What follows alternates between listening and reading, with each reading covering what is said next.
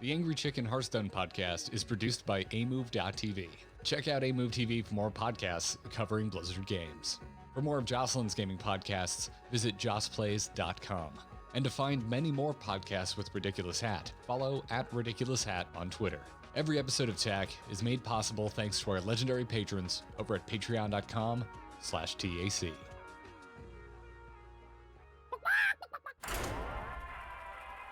Time's up. Let's do this. Legendary. You face Jaraxxus. You smell like a leper gnome. I knew it. So hot. A podcast about Hearthstone and Battlegrounds. This is The Angry Chicken!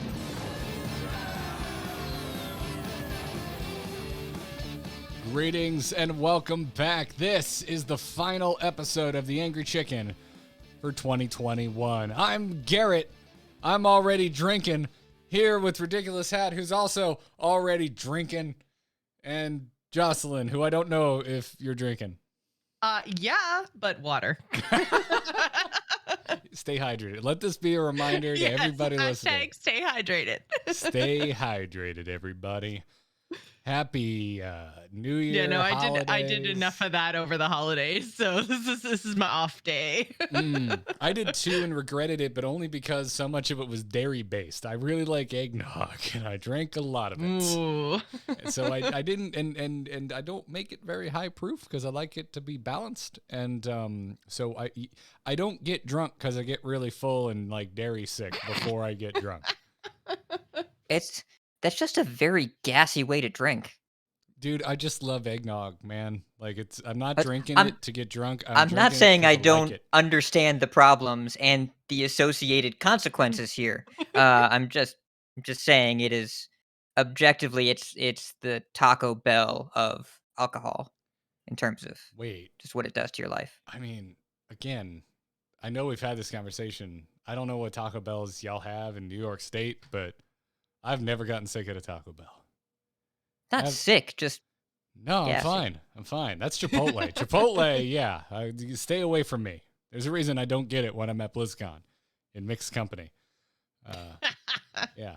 But Taco This is Bell- just such a appreciate great that intro. so much. yeah. No, it's the last one of the Hey, year. Angry I'll give- Chicken listeners, do you want to hear about our gastrointestinal problems? want- Well, you're in the right place. Welcome to the Angry Chicken, the podcast where the hosts talk about what makes them fart. You want to know what makes me fart? Everybody? It is the last one of the year. I mean, this is the in-between times where nobody actually knows what day it is. So, Listen. including us, because this isn't even Monday. Listen, I don't get Christmas bonuses. Most patrons leave this time of the year, okay? I don't give a shit. If Blizzard employees aren't going to be there working on stuff, why do I need to sit here and pretend to try? I'm just saying, the whole episode is going to be this. So, enjoy. I'd like to think right now that this is actually the most entertaining I've been all year, and that we got like 2 new subs out of it.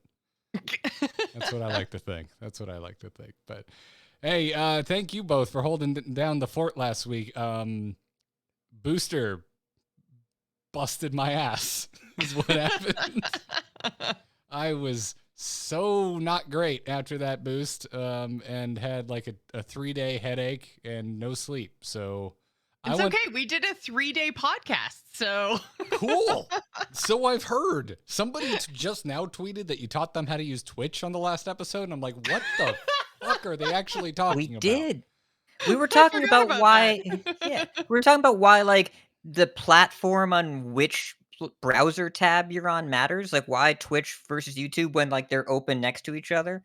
And it was illuminating conversation, and just the Mhm. experience of people that watch Twitch just always leave a Twitch window open on a monitor, and that's just how it is. yeah. Gotcha. All right, well, there you go. Chat room's saying that my farts are actually fireworks. The fireworks are not actually fireworks, they're my farts. There's some great Chipotle jokes going on, so cheers, everybody. Happy New Year. Katie made me a Black Manhattan. It's delicious. Hat, I believe you're whiskeying. Yes, Ross I is believe watering. I'm whiskeying too. I am watering. which is I will probably be brandying and eggnogging later, assuming we still have some eggnog in the fridge. But that is my festive drink of choice. I just made my first batch with a split of brandy or cognac in this case and spiced rum. I am a basic bitch. I do eggnog out the carton and brandy. It's like one in each hand. Glug, glug, glug. Let's go. All I'm going to say is I recommend the brandy. I just tried it for the first time and it's lovely. Yes, it's my favorite mix because I don't like rum. So drink responsibly, everybody. Yes. Do not actually just glug, glug, glug. Yeah. Measuring is important.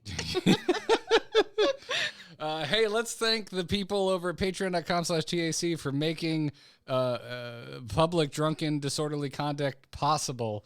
If you want to support our bad habits, go to patreon.com/TAC where we split the haul amongst us for things like gear for the show, but also rum that went into my eggnog. So thank you for the support, everybody. And thank you to our most recent patron, Havard Lekvin, is how I'm going to choose to pronounce that one.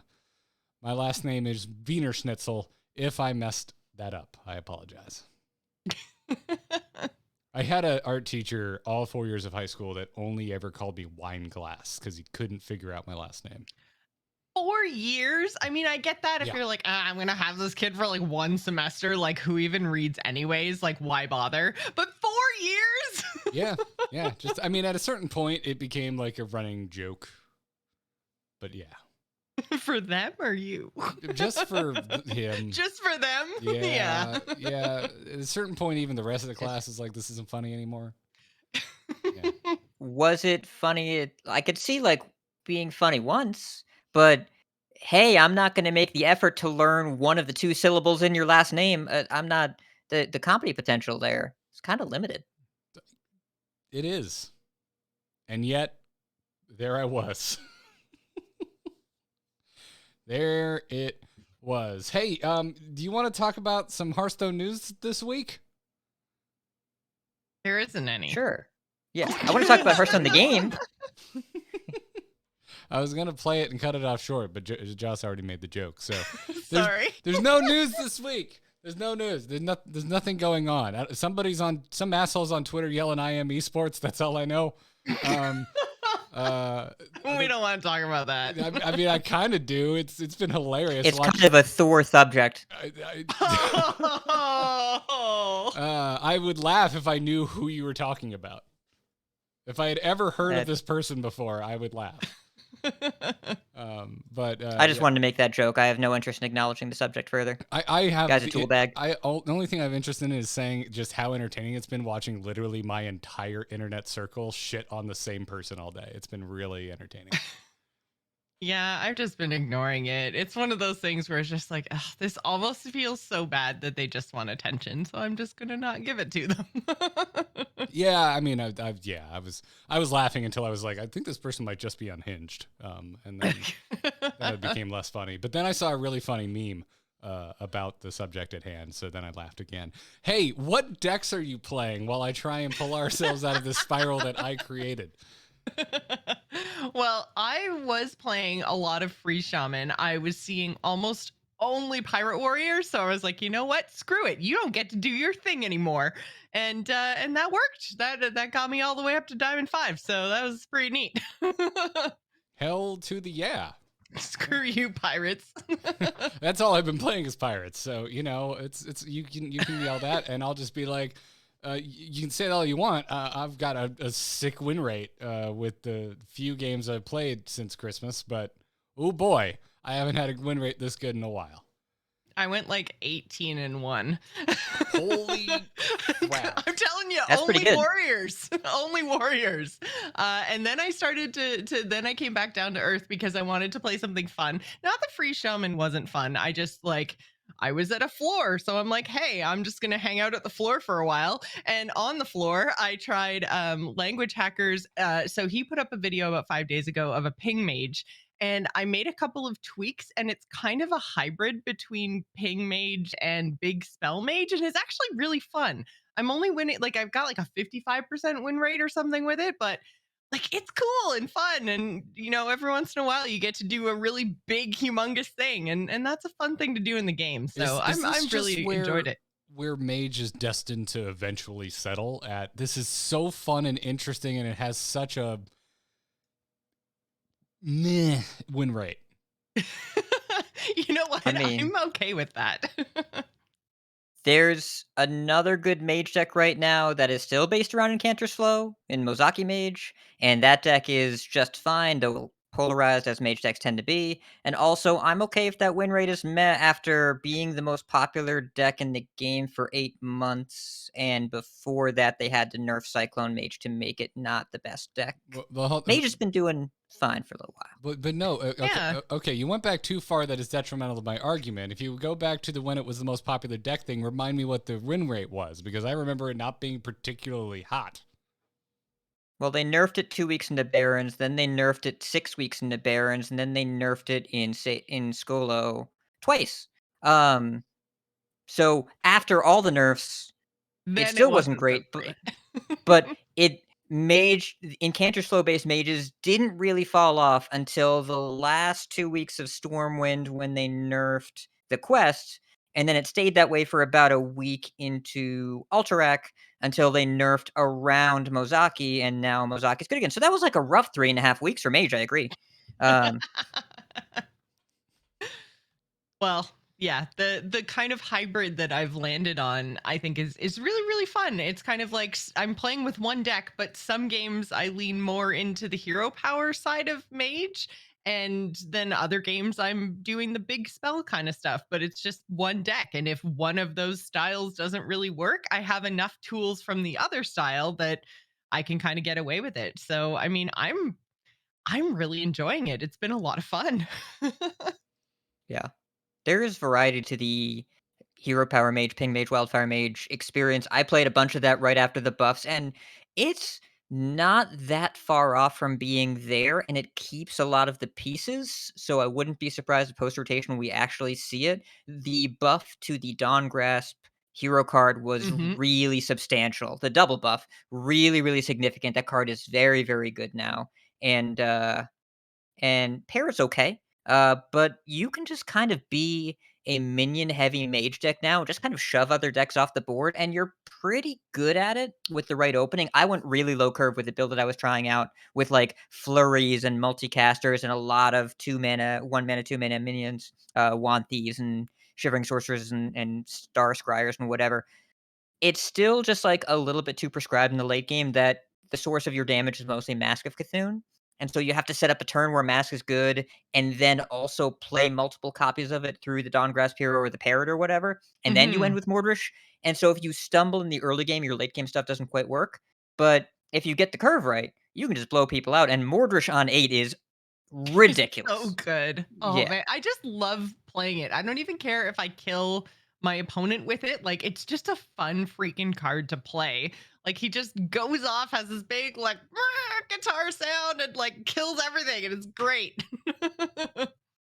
Yeah, I'm really enjoying it. And again, like and it's got like the pingy stuff, but it's got minions and then it's got some big spell things that are fun to recast with the parrot. That was one thing that I did. I took out from Language Hackers list, which by the way, if you guys aren't watching him on Twitch or if you're not paying attention to his YouTube content, like he's actually I really like watching his videos cuz like he throws up the list and then actually tells you what's in it and how to do like if there's any like synergies or combos.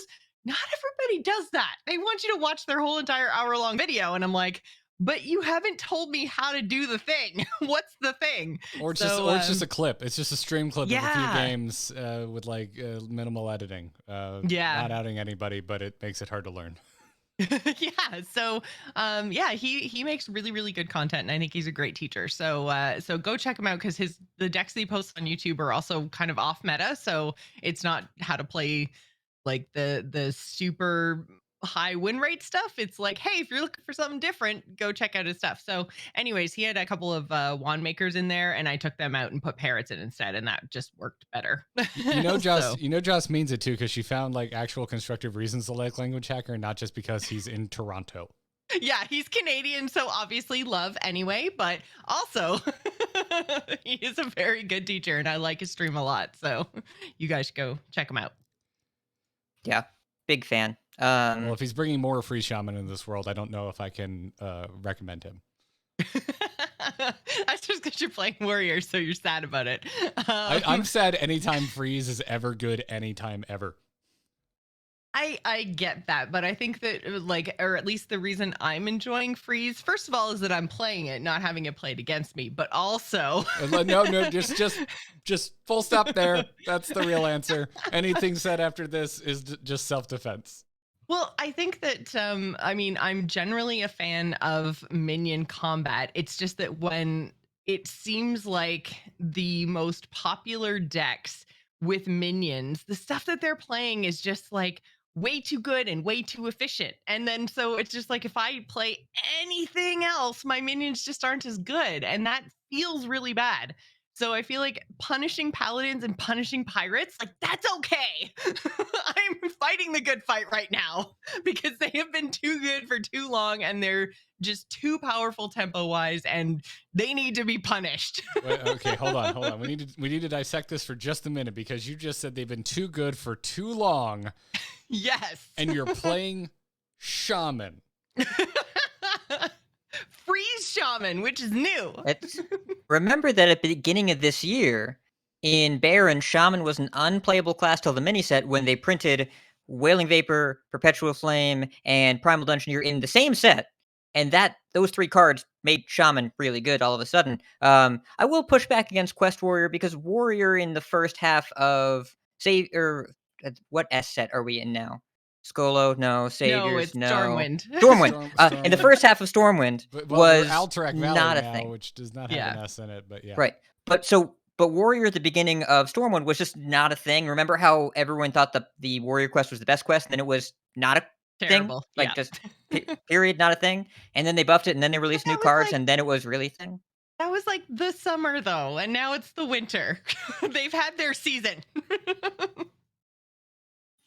I'll agree on Libram Paladin being... Libram Paladin, we can all agree on, right? Listen, Paladin fanboy A#1. I may or may not have an Uther tattoo on my butt, but I agree. Yeah, Paladin's been too good for too long. I am so over it. I'm not playing it right now, and it's great. It's so freaking good. And, you know, the new stuff...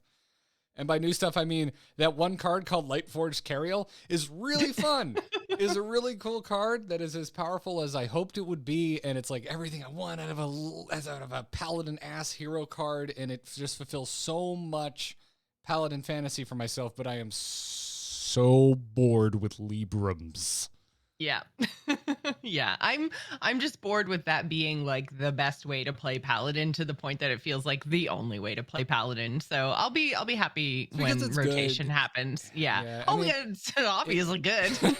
It comes from a place where it's like I know I'm gonna miss it. It's gonna leave, and I don't know, check in with me 6 months after standard rotation. Go, hey Garrett, how much do you miss Librams? And I bet it's gonna be a lot. I think I'm gonna get real wistful real quick about these overplayed cards, but it is coming from a place of like, yeah, it's good, like that we can meme on that all day, but like they are just there's such a cool design. Like Librams inherently removes so much of my anxiety around playing like cards that the only damn thing they do is buff onboard minions. So like I love them. Yeah, I'm just over them. If we're getting sick of a mechanic 21 months after it was printed, they're doing fine. Well, I was a little over it, like... Yeah, it's been an expansion Stormwind, or so. But yeah. Yeah. But yeah, it's fair. It's fair. I might be being slightly dramatic because, you know, I'm already half of Manhattan in and it's the last episode of the year and I just feel like goofing around. That's fair. Before we move on from the standard meta, though, Hat, I need to ask you, can you please explain Thief Rogue to me? Because I'm seeing a lot of it and I'm not quite sure why, because I'm beating it, but I'm just like, is it to make your opponent miss the mulligan? or like I don't know because it plays Maestra. So if you guys, I haven't really seen her played hardly at all, but she's the card that makes it so that you appear as a different class until you play a rogue card, and then it's like poof, haha, I'm actually a rogue, and like. Sometimes it's made me change my mulligan a little bit because I think I'm facing like a face hunter or a pirate warrior, and then I'm not. I'm against a rogue, but it's never screwed me up bad enough that I can't win from that position. So is it good, and why are people playing it all over the place? What happened? What did I miss? Joss, I would love to talk about Rogue. Let's talk about Rogue for a minute. So, I need Thief to make a Rogue. bumper for this just for the record. Right? Yeah, Hat Yes. Talks Rogue. Yeah, go ahead and the thing it just says like, would you like to talk about Rogue? I would too. So this is the deck that I have been killing a lot of people. I can tell that life is stressful because I've been stress playing Hearthstone, and also I've been playing enough games that it's working. So Rogue does a lot of things right now, and as many of you listeners may know, I have an affinity for the class. I have played a rogue game from time to time, and I've been playing near exclusively variants of Thief Rogue. I'm currently at rank 46 on the North America ladder, because yes, That's because Rogue is invite broken right now. territory. It's happening, guys. Yes, so they're gonna nerf Rogue. So here's the thing: I got Thief Rogue. There's a lot of things going on here.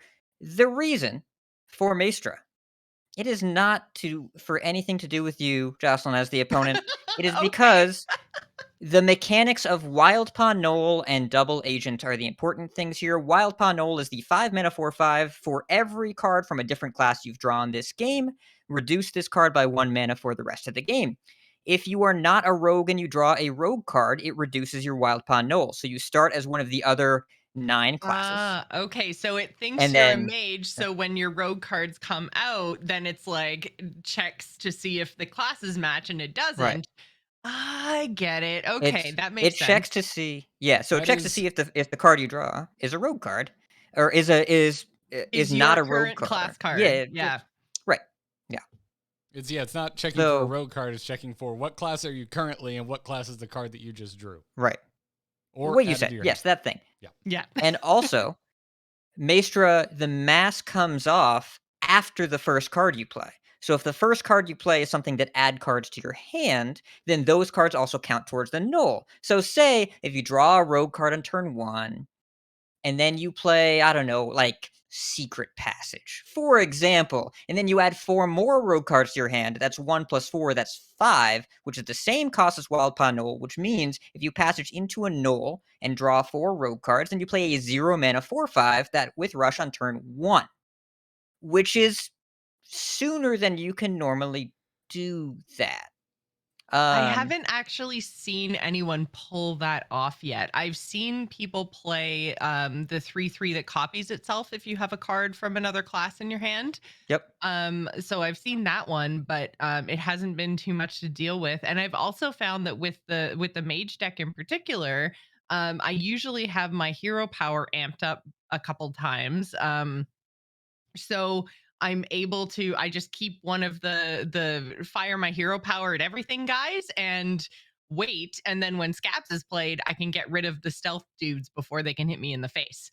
So I haven't had too much trouble with Rogue, but like I say, I haven't seen the secret passage trick yet. So Yeah, I have some replays if you want to see it. It's so you can play that. It's usually not correct to passage on 1, right? Usually, the best thing you right, want to yeah, do in that's the turn last thing 1. you want to do. Well, a 0 mana 4/5 is what you want to do. And keep in mind, if you passage and whiff, the cost reduction to Knolls is permanent for that game. So you can keep a Knoll in your opener, passage on 1, put the cards back after playing nothing, then just 0 mana 4/5 rush on turn 2. A little slow, but it's fine. I'm being sarcastic. It's not slow. Also, if you keep Double Agent, the 3/3 that doubles itself if you have a card from a different class in your hand. If you don't break the mask in turn 1, you can coin it out on 2. You get 2 3/3s, for example.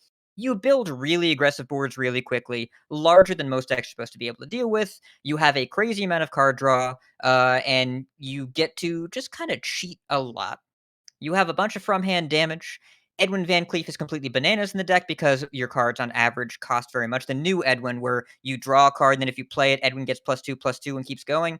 To remind everyone of the interactions there, Edwin doesn't buff himself, he buffs the card that you hit off the first draw. So if you play Edwin and Shadow Step it, for example, and then you keep playing cards, he keeps getting bigger in the hand, and he's a pirate, so then you play him with Smite, and then you make your opponent die.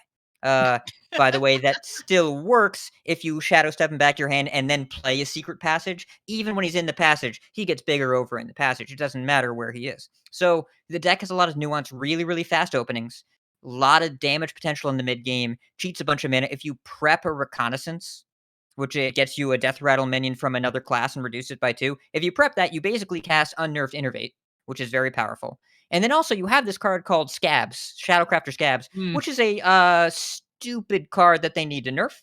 Speaking of someone that's been killing people with it, because it's a vanish, it gains you life, it makes 2/4/2 stealths, and the hero power, which reduces the next card you play by 2 every turn, is completely insane when you say like Shadow Step that Edwin I talked about and then play him for 0, which is less mana than you normally pay for him, and then you draw your whole deck and kill your opponent. Really, really strong, capable of absolute scams, really fast boards. I think probably one of the best decks in Standard. However, lists are all over the place right now and very challenging to play optimally. Tons of micro decisions.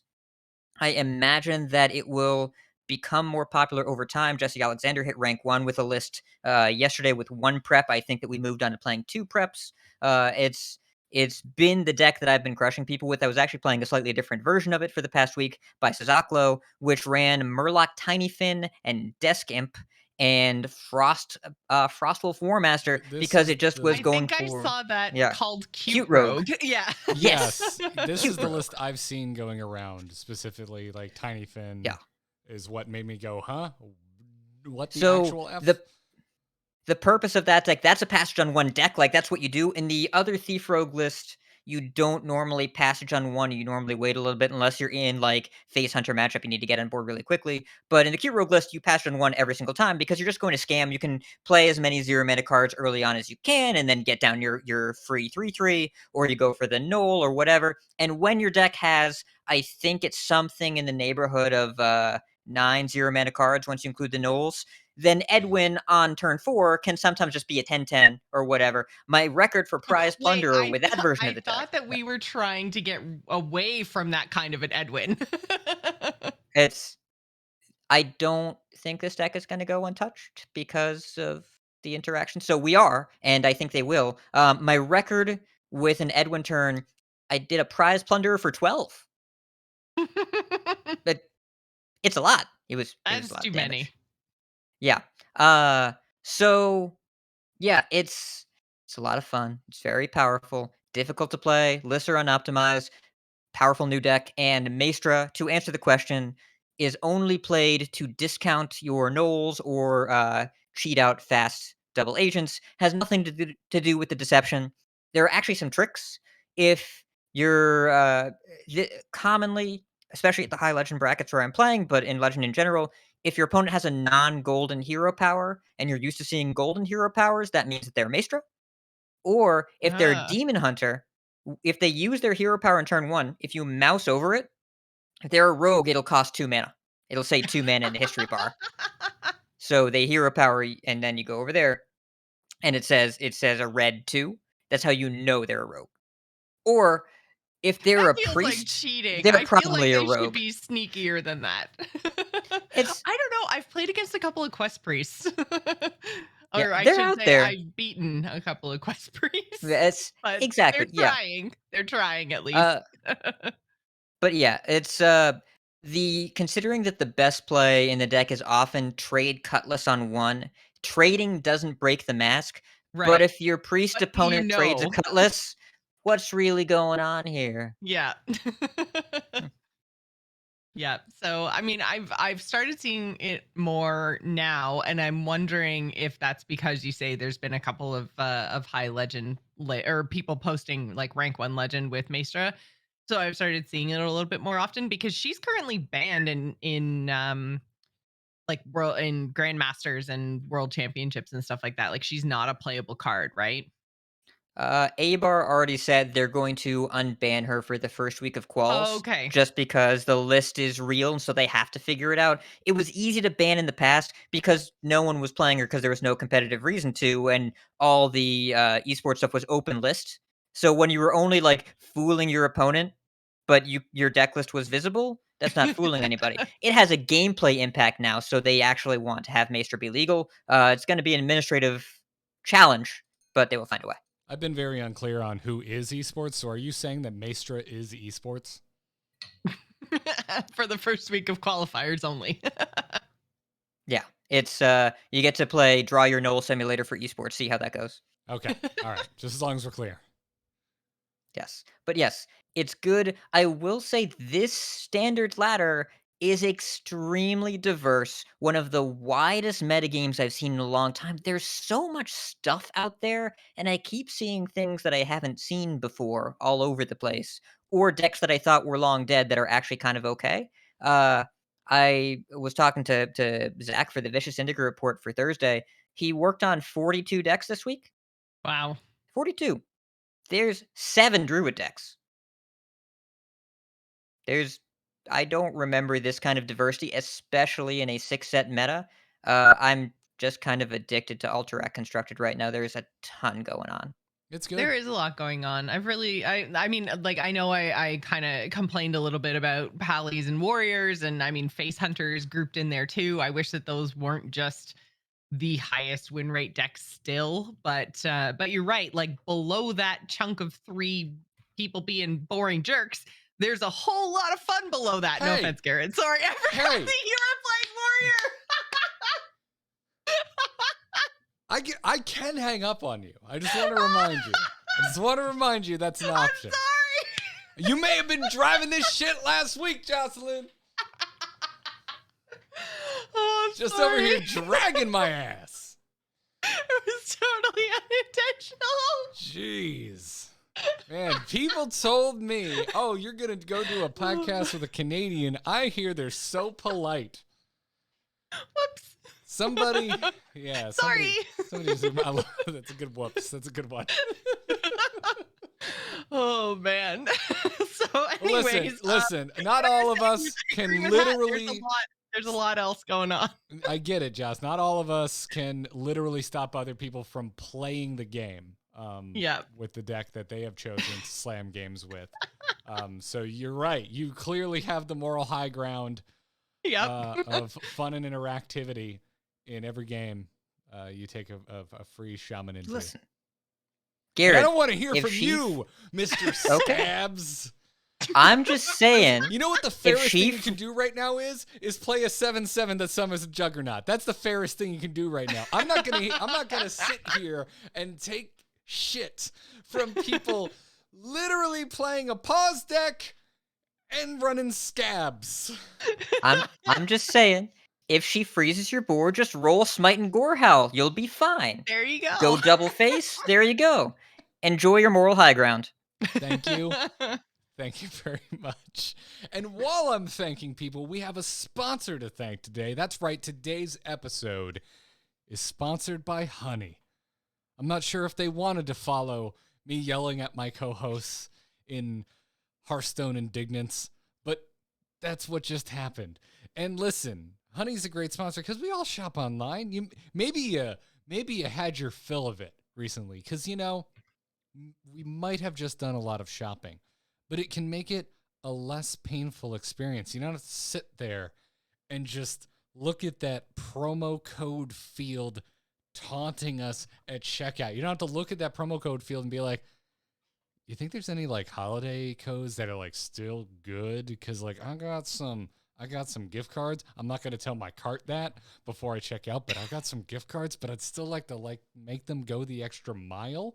Well, hey, thanks to Honey, you don't need to go manually search for coupon codes. You don't need to go to your brand name search engine redacted and to punch in where you're shopping and try and find a code, only to copy it and then paste it, and then for it to tell you that no, that's not good, and then you do that again. Honey will just do that for you. It's a free browser extension that scours the internet for promo codes and applies the best one it finds to your cart, and it supports over 30,000 stores online. And you know what else? There's one more thing Honey supports. Hat, do you know what it is? What is it, Garrett? This here podcast, The Angry Chicken. It supports the three of us by sponsoring our podcast. So you should go check them out. Honey saved me quite a few bucks over the holidays. I saved $3 on something ordered for Katie last minute. I'm not gonna specify what it was, but yeah, I did save a little bit of money on a gift for my lovely Katie, and also it'll also let you know if you got the best price, so you can just be like, oh, cool. I know I got the best price. Don't need to worry about this. So go check it out. If you don't already have Honey, you could be straight up missing out on free savings. It is literally free and installs in just a few seconds. And by getting it, not only you'll be doing yourself a solid, but you'll be supporting us here at The Angry Chicken. So go get Honey for free at joinhoney.com/TAC. That is joinhoney.com/TAC. TAC. We thank them for their support. And before we get to a big fat Q&A session, how we all liking Battlegrounds? According to some hints dropped by one Cora, a sizable Battlegrounds update is just around the corner. I am very happy about that. I feel like it's a little bit stale at this point. I don't know if you're feeling kind of the same, Garrett. Diablo left, which was a good thing. Yes. Diablo left. And then since then, we've kind of been in the same meta, and it was the same meta as before Diablo. So it just kind of feels a little bit samey. I'm ready for a shakeup. I'm ready for a big Battlegrounds update. I feel very much the same way about Battlegrounds right now that I do about Paladin and Constructed, where it's like, I don't think it's inherently bad. I think it's actually really well designed. I'm just a little bit over it. Yeah, it does feel fairly balanced. I feel like when I go into any Battlegrounds match, the minions themselves aren't really going to dictate how well I do, I guess. I feel like no matter which tribe I pick, there's going to be something valid. But my problem is more around the heroes. I feel like maybe the pool is too big. I often feel totally screwed with my hero selections, and armor helped, but not to the point where I think some of the worst heroes can get wins. I think armor helped more than I expected it to. I agree. I do want to be clear about that. Is that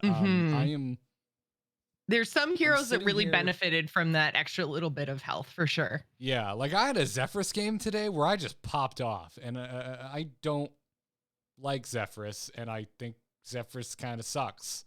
But I took some L's nonstop in the opening lobby, and it felt painful. And I looked up, and I'm like, oh, I'm at 40 health. Cool. I started with armor. I forgot about that. Well, and there's the damage cap too, right? Which I think allows for some greedier heroes to be greedy and not worry about taking 20, 30 damage only, 6 turns into the game. Yeah, you were not wrong. And so in that way, I do want to say that I'm mad impressed with armor. I think it was way more impactful than I had really expected it to be. And I'm pretty happy with it overall. But yeah, you're not alone too. The folks in the chat room are saying the same thing, that they kind of feeling like heroes feel a little stale, and I share that. I don't know. This is just personal hot take that I really don't have a lot of facts to go off of. But a world where Sarah is top 10 is boring to me. I find dragons in general kind of boring. They are, if you go look at statistics over on a site like HS Replay, they are the quote unquote top composition, but they're actually really average. 2nd through 8th is just kind of equal, and they just have a slightly more first place potential than most other minion types. But it's hard for me to look at things like Ysera and Malagos and Akazarzak still being in the top 10 and going, woo, yeah, spicy ass Battlegrounds we got right now. Well, I think that's kind of the thing, is that sort of simple hero powers like Ysera, every time you refresh, you just get a dragon. Like, wonder what I'm going to do with my Battlegrounds game. Like things like that that are fairly straightforward. I think that when they're straightforward but also powerful, it gets stale a lot faster because like you don't necessarily need to look for very specific compositions, and you don't need to, think about your turns necessarily. You're like, hey, there's a dragon. I'm gonna take a dragon. Oh, what do you know? Another dragon. I'm gonna take a dragon. Oh, should I get a secret? Probably. Do I have my ice block yet? Nope. Hit the button. There was a string like 6 months ago where I swear to God Almighty I got Akazarak like every other game, and I would usually pick him because he was usually the best pick, and I like winning. I like winning. Yeah, so when winning is also simple, that gets stale a lot faster. I think that's true of any game mode. Yeah, so it's just kind of like overall, again, it's like tie it back into where I kind of feel about Paladin and Constructed is like I think it's well designed. I think it's pretty well balanced. I think, like you said, I share your feelings where kind of whatever tribe you end up kind of chasing down, you probably have some good options available to you. Like there's a good balance, there's good variety. It's just we've kind of been here for a little bit, and the only thing they've really the biggest shakeup was just like moving mech from best to second best. Kind of in the overall, like for us mere mortals. I'm not talking about 12K MMR plus here. Talk about the game for that's a good point. That's a good point too, is just like, I mean, the MMR that you play at is going to make a big difference. I noticed a big difference at 6K. It was like all of my games below that were like pretty casual, and then I hit 6K and all of a sudden it was like everyone knows what they're doing and games are really hard and you have to pay attention the whole way through, and which is fine. But Battlegrounds is definitely like, okay, so before I say this, I want to say I don't think Battlegrounds is for casuals. I play Battlegrounds casually. It's if I don't want this, because I don't give a shit about my rating. So if I want to go in and just play Hearthstone, but I have some ladder anxiety, I'll push the Battlegrounds button. And then I just go in and have fun. I don't know the names of comps or the names of like curves and stuff. I just push buttons and drag things, and then everything fights automatically. And I'm like, this is fun. I'm gonna have another beer. That's how I play Battlegrounds. It's a solid thing to do. It's certainly how I've returned to it over the holiday break here. I feel like I can't do that over 6K was my original point. Yeah. Hey, that's what your European account is for. Ah, there we go. Drunk Smurf. The drunk Smurf is very important. Man, you all talk about this game mode. This game mode sounds fun. I should play it sometime. You should. Yeah, play you it. really should. You should play it sometime. It's the only other game mode I play in Hearthstone. We have a question about that later.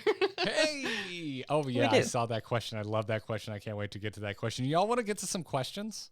Yeah, that was a very graceful segue. Let's poke the mailbag. Chat room, we're gonna see how quickly we burn through this, and maybe we'll take some questions from you too, because we also have some like fun and off-topic ones. So if you ever wondered what food makes us fart, now's a good time to ask. But we're gonna start with we answered that, and I am certain that nobody asked.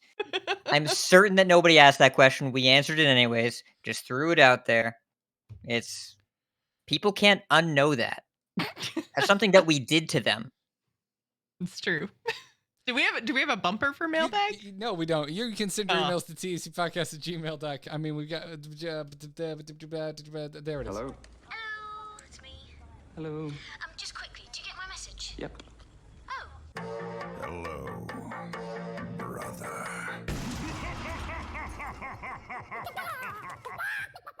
I thought my interface died pro. a week ago, and I had to do a factory reset, and so things aren't where they usually are.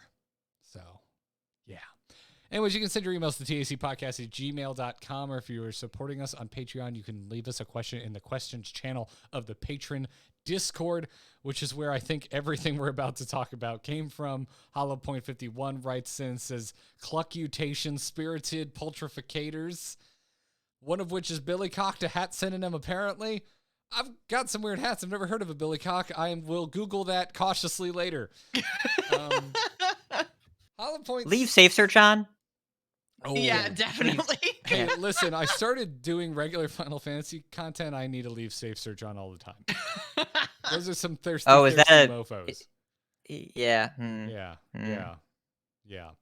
Anyways, Hollow Point writes, what are some of your Hearthstone New Year's resolutions? Legend is a goal for this coming year for me as a Plat 1 Diamond 10 player currently, and a side quest would be to get 7K in duels as a person who comfortably sits at around 5,500. Thank you for another year of enjoyable content and tossing a new hat into the coop. That's right. We started this year hatless.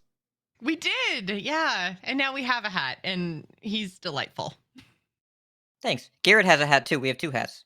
Oh, that's true. Oh, I don't have a hat. Well, I do have a hat. It's a sparkly Christmas Santa hat, but it's upstairs. Why aren't you wearing it? Oh, Because I thought Christmas was past and I didn't think it would be okay. I don't take my lights down usually until like February 1st. Oh, you're one of them. Oh, yeah. I was going to say, we keep our lights on forever and keep our tree up until it literally dies. But I thought I was just me. I am one of them, and one of them is festive fun and good to be around. If that's what you meant, Hat, that's exactly what I am. Yeah. One of us is not like the other two. It's me. I'm the Grinch. Aw. I follow you on Twitter. I now understand why. Yeah. It's been Just let's do the questions before I start saying things. Yeah. Okay. Joce, New Year's resolutions in Hearthstone. What's your New Year's resolution in Hearthstone? Honestly, I think it would be to maybe potentially branch out into other modes, because I have played Standard for quite a long time as my main and for a long time only game mode, and then, go through Battlegrounds into the mix there. But I think I actually kind of want to be a wild player. Don't tell Flissa. She'll disown me. No. She hates wild players. Okay. No, it's okay. Wait, There's hold a on. difference Have you seen between Mean Girls. Okay. Has any of us not seen Mean Girls? Everyone should have seen Mean Girls like 800 times. I have seen it and apparently forgot that it had anything to do with Christmas, which caught me the ire of one Battlegrounds player that may sometimes come by this show. And you deserved it. They do the Santa baby dance thing, right? In those adorable little dresses that I want one. It's the pivotal scene of the movie when Katie gets moved to the middle of the lineup, and then it's Gretchen Wieners gets like pushed down the hierarchy. It's a very important part of the movie, Garrett. Listen, very important. Here's what happens. And everyone can clip this, and you can send it to Slissa, and she can send an email to retort. Every time I think about rewatching Mean Girls, I'm reminded that it's a Tina Fey joint, and I just go, you know what? Instead of spending 90 minutes watching a movie that's easily digestible, I'm just going to rewatch 30 Rock for the 17th time. I'm not going to judge rewatching 30 Rock. I think that's generally a good decision. Consider Mean Girls episode 0 of 30 Rock and just add it to the beginning. Just staple it to the front. That's the appetizer. Fey's character turns out to actually be very talented when it comes to like organizing people, and she goes, hey, maybe I could organize an entire talented like night show thing, and there you go, bam, did it. Also, Tina Fey shows up in Only Murders in the Building, something I watched recently and is one of my favorite things I've watched this year. I haven't watched it yet. It's on my list. Show. None of us have answered this question. Play Wild, I guess, is your New Year's resolution? Yes, play Wild. Play Wild is where. Well, branch out into other modes, and I think that for me, the easiest to get into would probably be Wild, and I think I would really enjoy it because it's going to have a lot of cards from Hearthstone Standard past, and so I think I'll like it over there. So I might poke my head in and see what's going on. Were you just making a Christmas Carol reference? Yes. Nice. Nicely done. Just make me a promise, Joce. If you go play Wild, do not engage with Wild discourse on Twitter as a listener or as a participant. It is not a happy place. I don't know. It seems like they get to do fun and crazy things. What's up their butt? This is beyond the scope of this question. We will speak off air. Okay, Nick, I think that speaking about Wild players on stream has not gone well for people recently. Hey, so I'd rather not do listen. that. Wild players should take solace in the fact that there are more of them than there are arena players and duels players combined. I just, I want to join them. I want to be one of them. I want to bring my happy cheer into Wild. I think that's a wonderful goal. It seems like both of you think that this is never going to happen. No, it's you bringing Happy Cheer into a new mode is great. I'm wondering how long into Wild's current state that Happy Cheer lasts because Ah, it's the again beyond the scope of this question, but the format has reached an age where it's not really sustainable anymore because non-rotating formats get more powerful over time because adding more cards never makes anything less powerful, right. and it's had 7 years of card, and so like you die from 30 a lot on turn 5. And so I don't know how much of that you want to happen or how much of that you want to do to people. Well, but Uh, it's but all new to me though, right? So, yeah. And the Wild, my experience in Wild, I don't really push to be super competitive in Wild. So I play I'm in a lower multiplier bracket, lower MMR bracket. Lower MMR Wild is incredibly fun because people play whatever they want. It's yeah. fantastic. Competitive Wild, sketchy. Sketchy in terms of player experience is how I'll put it. There's a lot of polarization and potentially unpleasant experiences there. But, I again, can see that, but topic I in the question. expect if Yeah. I'm going to be adding another mode to Hearthstone as my New Year's resolution, then my Hearthstone time already is fairly small. And so if I'm adding another mode into that, I don't expect myself to be competitive in that mode at all. I expect to play Wild the same way I play Battlegrounds, which is YOLO, let's pick the one with the most armor, because that's got to be a good thing, right? It is Yes. not. Those heroes are No. terrible. But yeah, I'll be down at the bottom playing whatever I want, like typing in everything that says hero power to try ping mage over there and see what happens, or dude paladin because dudes were fun. I don't know. It's probably Yeah. not the super powerful hotness, but I don't Dudes care. are fun. Dudes are fun. Dudes are fun. Yeah. The 10 armor and those heroes in Battlegrounds, it's not to protect them, it's to protect you from them. Don't pick them. That's fair. So Hat, what is your Hearthstone New Year's resolution? I have 2. One is to get through all the books of heroes and mercenaries because I want I to was play those, and I haven't done that.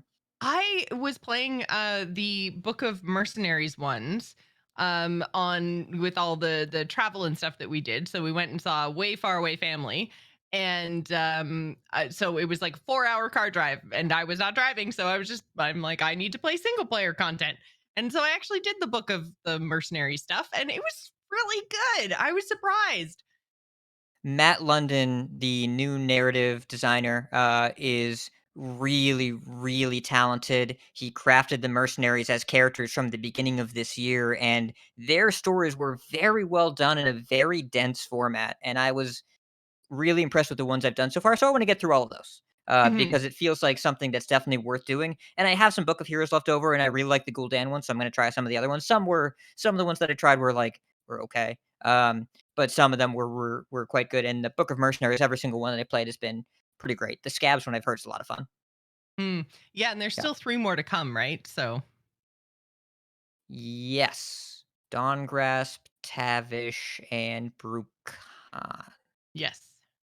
Yes. And my second goal is to get single digit legend ranks. Mm. I hit double digit this year, multiple times, and I Like, are you qualifying talking would be about, like, end of month or just getting there, but maybe getting bumped out? Like, just seeing the number. And like yeah, I just okay. want the yeah, Just and want the I'm not screenshot. planning yeah, I'm not planning on, waking up on the first of some month and be like, let's go because I that's just not I don't want to create any structure where I feel compelled to play when I don't want to. I'd like to win enough at higher ranks to get to slightly higher ranks than that. And I talked to Bannerface about this.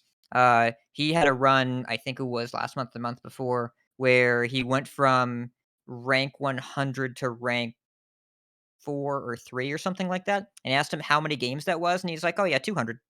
Mm, So the it's amount a of time climbing at sink. those ranks, yeah. Well, I won a game last night and I moved 3 ranks.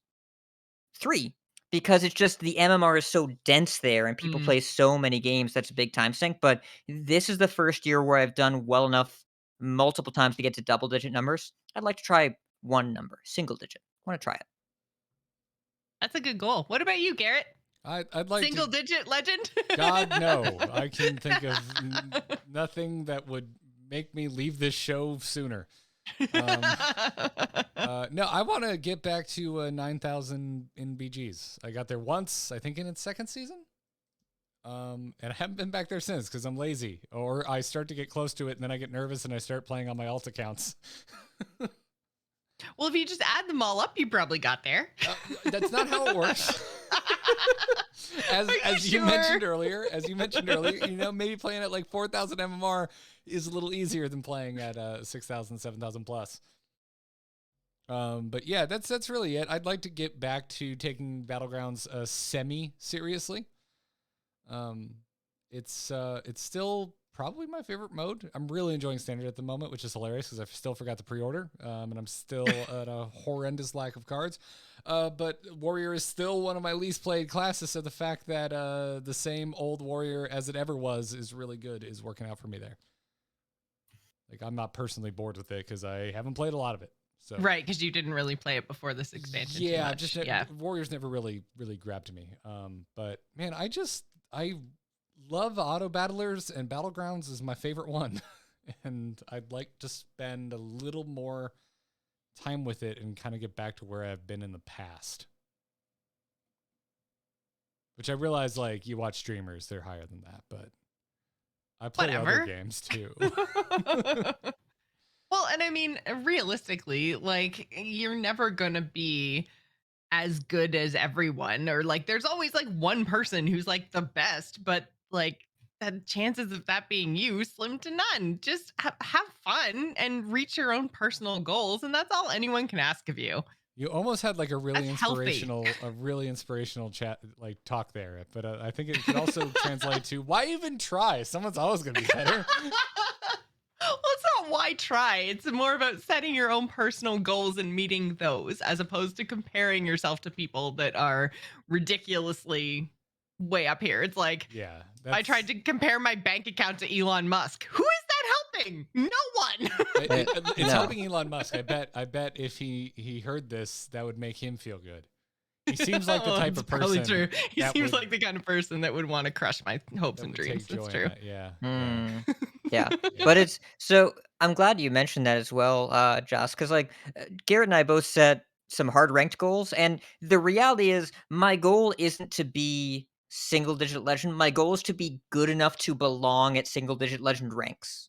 And Garrett, your goal can be to be good enough to do okay at 9K MMR. But when you set a hard ranked goal, it's important to clarify. If you play for a rank and view your current rank as a possession that you have to build on, that's the dark side. That's where hate and evil come from. That's because where hurt when you play, feelings lie. yeah, you don't get to decide when you win. You get to decide when you play. But the goal is to generally play well enough that you end up naturally falling in a particular rank bracket, as opposed to playing for rank. Subtle but important difference. Because if you play assuming I need this game to teach me something or to reinforce that I know what I'm doing, then that's really healthy, because you can never lose a game if what you're looking for is the experience of playing it. You can absolutely lose a game if your goal is the star at the end. So making sure that you're not playing for stars, but playing for the skill set is really, really important. Or buy and my hope is a sheet of star stickers. You can do both. You can do both. It's Porque no Lostos. It's Siri, be quiet. So it's as long as you're planning for playing to improve or playing to solidify your skills, that's great. Playing for a specific rank goal, I know that two of us just did that, but also try not to do that. That's fair. That's fair. Yeah.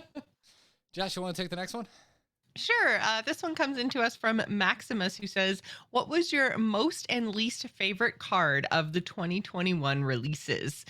I couldn't pick one. I have like some I loved and some I hated. So I hope that that's okay. You mailbag police you. We'll allow it. Okay. But mailbag police, So you don't have to, so please write in and let us know what you're nitpicking. okay, so the first thing that I picked wasn't even a like one specific card, but for me, I really liked the introduction slash invention of tradable.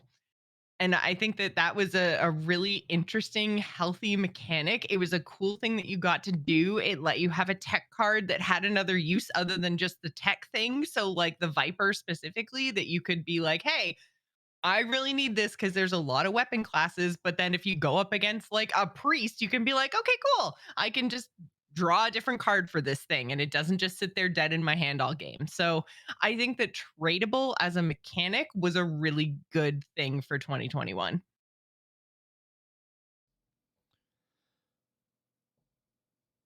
For favorite, this is extremely biased to my favorite class that I like to play because it's really the only place this card got played. But I'm gonna relate it to Ragnaros, which was played on a lot of other decks, but I think like its impact, even though it was kind of specific to one class, was similar. I'm gonna go with Samuro. Blademaster Samuro gives me old school OG vanilla Hearthstone legendary vibes on the level of Ragnaros and Sylvanas, even though we really only saw play in Paladin, a little bit of Druid here and there if you're getting truly weird. But Priest. Don't forget Priest before they nerfed it with apotheosis. that's right. That's the thing. I feel very confident that was your least favorite card at the time. I totally forgot that that was like this year. Yeah, that it's been a year, and Yeah. weirdly enough, judging by my Twitter timeline, it's still March 2020. I don't understand. It's been a hell of a 2020. Ugh. Yeah, yeah. Yeah, I totally forgot about that combo. So that's fair. But no, I agree, Garrett. I think that was I liked his design a lot. It gave you a body that let you control the board too, and that was, the whole Baron's mechanic of frenzy gave them a lot of really cool design space too. I agree. Samuro does have a good body. Okay, that was weird. So I'm looking through the card catalog now. I'm trying to find my least favorite card. There are a couple options out there. But most of my least favorite cards from this year are cards that just didn't see play last year. Um, I think my least favorite card from this year is actually a Dark Moon Fair card, Cloak of Shadows. No, Terrible. that doesn't Because count. it's the experience of playing against a deck that goes cloak scabs and then kills you is so unpleasant that I'm kind of just gonna go for it. But yeah, I mean, there are a couple options out there. I didn't love getting. I went looking and Cloak kept coming up. I'm like, no, god damn it, it's not from this year. Yeah, I hate Me that for card. this year, I truly do. I hate. Well, I think there's a lot of general hate for quest lines, and I think that that's because the games just play out so much the same over and over and over, and they're so impactful because they kind of have to be because you build your entire deck around them. But I think there's a lot of hate for quest lines, and I think it's a valid criticism. But for me, whether it's deserved or not, I hate getting refreshing spring watered. I hate it. Yo, I'm right there with you. And I've done it. It feels so bad, and I don't like it. I don't like it because like they shouldn't get to draw two cards and have no negative impacts. Like and just then have all their mana back again. Like no, don't like it. Yeah, I've been a perpetrator of it. I have been part of the problem. I played a decent chunk of Mage this year, another class I don't play a lot of. But my God, I don't think a single card has elicited more from me than refreshing spring water. Like it happens, and I just whether go, deserved or not. Ass. Like Okay. Yeah. What are you giving up? I figured it out. I figured out the card I hated the most. I'm gonna say this. You're gonna also forget both that this was this year and this existed. Stealer of Souls. Okay. I literally Remember had to Google how that. the 4 mana 2/6 that all the cards you draw cost life instead of mana? Remember how they would Oh, hit you with yeah. 25 damage of your life total and to pay for their cards? Didn't love that. Not a big fan. Ruined Mithril runner up there of being nerfed twice and being super toxic every time it stopped play and then disappearing until it was time to be super toxic again when it needed, like the worst Batman ever. I got But one more that I Go ahead. also was part of the problem on. okay. Tonight we learned Garrett is always part of the problem. Oh, 100%. Tamsin Rome, OG Barons Tamsin Rome. I don't think this card gets the amount of hate that it deserves. This card is really freaking good and is a massive part of the problem that is Warlock in the year 2021. If Warlock is even a problem right now, Handlock's good, but it's bizarrely being kept in check. And one of my favorite decks this year, I think my second favorite card is Shadowblade Slinger, just because, again, Prize Plunder is not this year, and I would pick that card if that was from this year, because I played a lot of Prize Plunders. Excuse me, I believe you went back like 7 years the last time you disagreed with me, so I'm going to at least go back this year and say, yes, Warlock has been a problem in the year 2021. in the expansion United in Stormwind. Because before United in Stormwind, there was nothing. And Handlock's still good. But yeah, that's like, if you don't like efficient heal removal draw, then you're not going to like Tamsin Rome. Any of the three Tammies. Any of the Tammies, you're I not going don't to like mind it. efficient removal and draw. I mind when you get to play 4 copies of it. It's fair. It's reasonable. My favorite card, Irebound Brute. Momentum Demon Hunter was my favorite deck of this year. Made it all in golden because I have poor impulse control and it felt so. You've both played World of Warcraft, Yes. the game that Hearthstone was originally based on back when it was Heroes of Warcraft. Oh, is this the game? Never mind. I was gonna make the joke that you just ruined. Continue. Yeah, good. That's what I do. And Momentum Demon Hunter was one of my favorite builds of Havoc because it was just so whooshy. You were constantly like whooshing in and whooshing out when you were playing combat. I bound in WoW. I bound the Fell Rush to mouse wheel forward, and then the flippy backy move Vengeful Retreat to mouse wheel down. So it was just like and just flicking How and do you just adjust your whooshing in and out. camera? I didn't. I don't know. You can hold control and it didn't matter. I don't remember. It's not important. I wasn't good.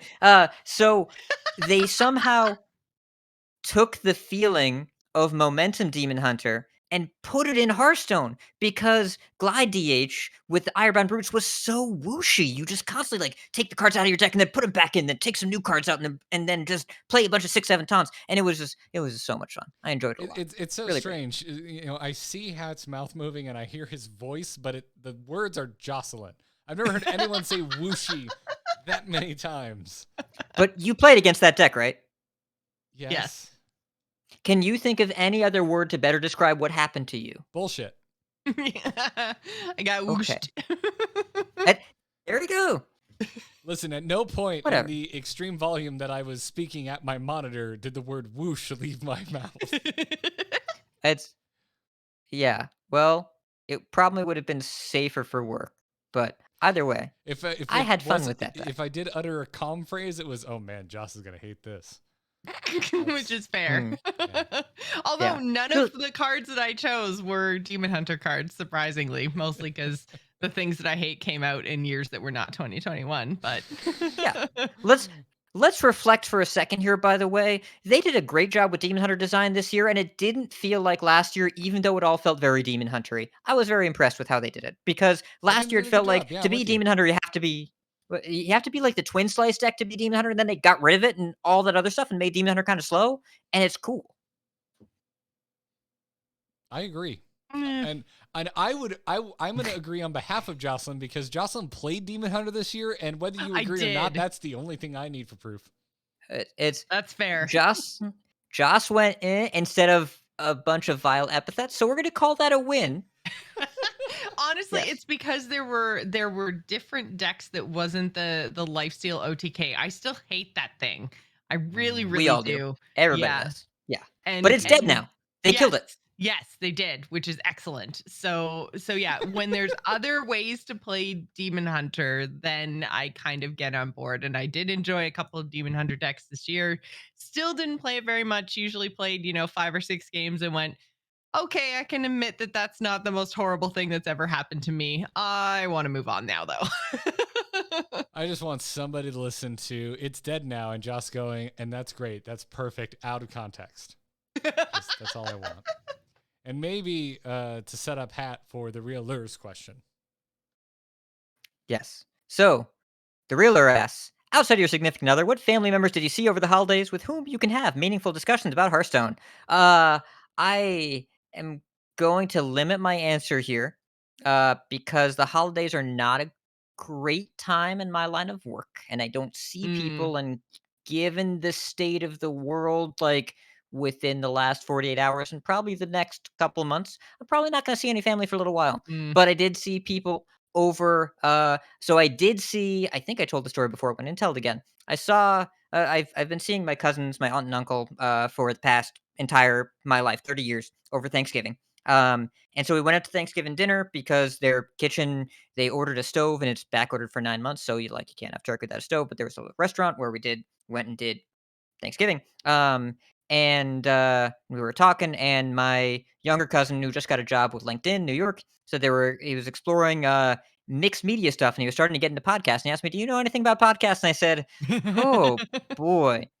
And I told him about the projects I'm on, and he checked my Twitter. He's like, "You have a lot of followers." I'm like, "We should talk more, Michael. We should talk."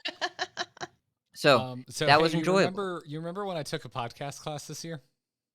I do. That I've, was a I've source of humor for me and yeah. you and all of us for a Yeah, while there. yeah. So, excruciatingly brief, cliff notes for the listeners that aren't aware of this. I'm getting a master's at the moment in digital strategy from the University of Florida. You should feel bad, Gators. That game the other night was shameful. How dare you lose to UCF? They are terrible. You should feel bad. And I needed an elective, and the only thing that had any space left that wasn't really boring sounding was the art of podcasting. So, guess what class I took? And on day one, I don't think I've told this story on the show. Day one is my first class so far, and I'm already a year into this, that had required weekly meetings. And so, like, we're all on Zoom for this online master's course. And the teacher goes, all right, everybody, I want you to go around, introduce yourself and your level of familiarity with making podcasts. And I have never felt like a bigger asshole in my entire life. That's, you just go to my podcast website where it has a portfolio of all my podcasts. Yeah, if you Also, go I've to been making content for 10 fucking years. Let's go. Yeah, please do not Google Podcast Awards 2016. Yeah, if you could just stay the Oh man, I forgot about that. Yeah, wasn't it great when we won an Okay. award and then they called us cheaters? That was great. That was wonderful. I loved that. How dare you have fans that do what you say? Yeah, you're the one who makes a bad voting system where people have Yeah. to log in every day and vote for your shit. Like, all we did was give them the tools to do that. Anyway, I have no family I can talk Hearthstone with. Not at all. My brother played Same. for a hot second. Katie played. She hasn't played since GVG. Yeah, my brother plays some games and we've played some stuff together in the past, but yeah, Hearthstone is not his jam. Yeah. I have no one in my immediate life I can talk Hearthstone with. It's such a weird thing for a game with such a vibrant social sphere, but in real life it feels like it doesn't exist. It's I as There are people that you show up someplace and they're playing Magic the Gathering cards and you're like, "I know that game," and because you see the paper in front of them, but you have no idea who out there has Hearthstone installed on their phone. And so, like, unless you're wearing a Hearthstone shirt, then people aren't have no idea what the game is. And usually now, if it gets recognized, it's because they want to talk crap about Blizzard, and like, Yeah, there's a actually, time and a that place was where my I'm totally holiday. down with that. That was my Yeah. holiday. We're family members that know what I do, that have a passing familiarity with one Blizzard Entertainment going, hey, so how's your podcast going with, and then they usually gesture with their arms with everything that's going on. Everything, yeah. And me going, oh, it's fine. They're like, well, do you still talk about, what game do you do? I go, Hearthstone. They're like, do you still talk about Hearthstone? I'm like, yeah. They're like, well, how do you handle it with everything going on? I'm like, we still talk about Hearthstone and we say fire Bobby Kotick. It's very easy. It's very easy. Yeah. I like this game. I like the people that make it. And I think the CEO is human trash that should be ejected into the sun. That's, I mean, it's Easy yeah. just ask your family members why they still use Amazon. And I use Amazon at most days because it's convenient, and I understand as well that giving Bezos money is probably not the best thing to do, but I'm hoping that if we get enough money for a second spaceship, this one will be one way, and the problem will just solve itself. It'll be fine. Jesus. Yeah, that was more the thing. Yeah. Yeah. You know that they own the platform we're currently using, right? And before the stream mysteriously cuts out. It's not like they actually share enough of the revenue that I generate for them that if they banned me, it would impact my life in a meaningful way. Okay. If we get banned by Jeff Bezos personally, that's thrilling. That is fantastic. I'm totally fine with that. So much money off of the headlines about the story when I start streaming on Facebook. It's going to be wonderful. Please, Daddy Jeff Bezos, please step on my throat. Imagine. Okay, first of all, that was weird. Second of all, imagine. Okay, listen. I'm envisioning, because my brain is fundamentally broken because of the brain rot of the past couple of years. I just envisioned the engagement that tweet would get of Jeff Bezos personally banned me from talking on Twitch. Oh my God, the likes! That's a 4-digit like. Maybe even a 5. My very visual brain goes more to like an entertaining thought of Jeff Bezos has a button that allows him to do this in his home. Yeah. Like, or apparently your very visual mind went to him like saying something bad and he doesn't even know who it is or anything. He's just like, oh, bad press, eh? Button. Yeah. Also, your visual mind went to him restricting your airflow on purpose. So I want to be very clear that it was for money and not for any other reason. Does that make it better? It does for me. Okay. Why don't we move on to the next question? All that matters is if you're comfortable with it, everybody. Thank you for coming to my TED Talk. Torby Flenderson End of the year. says, Woo! Torby says, play, rework, delete. Duels, Mercenaries Arena. I love this. Oh my God. Can we make this a segment? There's actually not enough modes yet to have this be a reoccurring segment. Let's see. I will, shit. I would delete duels. I would rework arena, and I would just not play. Not play is not an option. You have to pick a play. I guess if I had to play one of these three, I'd rather play Mercenaries. I have fallen off Mercenaries extremely hard, by the way. I haven't brought it up because I haven't felt the need to. It seems like there are people who enjoy it, and I hit a point where I realize I'm putting MMO hours into this. I would rather play an MMO. Well, I mean, you gotta, like, that queue's not gonna watch itself. The Final Fantasy queue. I don't know what you're talking about. I just log in during the day, and it's fine. What about you, Hat? Play, rework, delete. So, I don't like deleting modes because somebody likes them, and by somebody I mean there have been a bunch of interviews where it's like the game directors, production directors, whatever, they talk about how the thing you think of as the least played mode in Hearthstone probably has more hours than your average Steam game logged into it. Like, it's hundreds of thousands of people play Arena most days. But I will say that Arena feels the most out of place in current Hearthstone. At the same time, I don't know if you can delete anything. Because taking away something that hundreds of thousands... This is the spirit of the question! Practical question. This is like, you know where this style of question comes from, right? Okay. It doesn't mean you actually get to screw anybody or kill anybody, but you have to choose. or get anybody to step in your throat, whatever. I understand. Answer the question, you backpedaling podcaster. I feel bad for arena fans whose entire life is getting dunked on by people that play every other mode. I feel bad for them. So arena fans, I feel bad for you. I'm sorry. I hope you have a lot of fun. Also, I would delete your mode instantly. I would probably Mercenaries. I'm going to say iterate. Rework is strong. I think the Mercenaries core gameplay is great. The progression systems suck. They need to be better so I can play PvP faster because PvP is cool and all the other stuff around Mercenaries I've also stopped doing because it's not standard. Duels, I like duels. I play duels. I think duels is a cool mode. I enjoy it. I also would play duels. Wow. I got forced into playing duels for the Wintervale quest line. And it was okay. It's still not my favorite, but it was okay, and I can see where the fun is. I just don't have the time. Like, I have the collection, I just don't have the time to actually sit and figure out like what all the best builds were and stuff. So I just like Googled duels builds. I grabbed one for, I think, Druid or something. I chose the things that I like that it told me to choose, and then all of a sudden I didn't get the treasures that it told me to choose, and I was like, "Welp." So I just went with like the basic line of play that I thought kind of matched a thing that might work, and it worked, and I had a decent time. So I think I would play duels.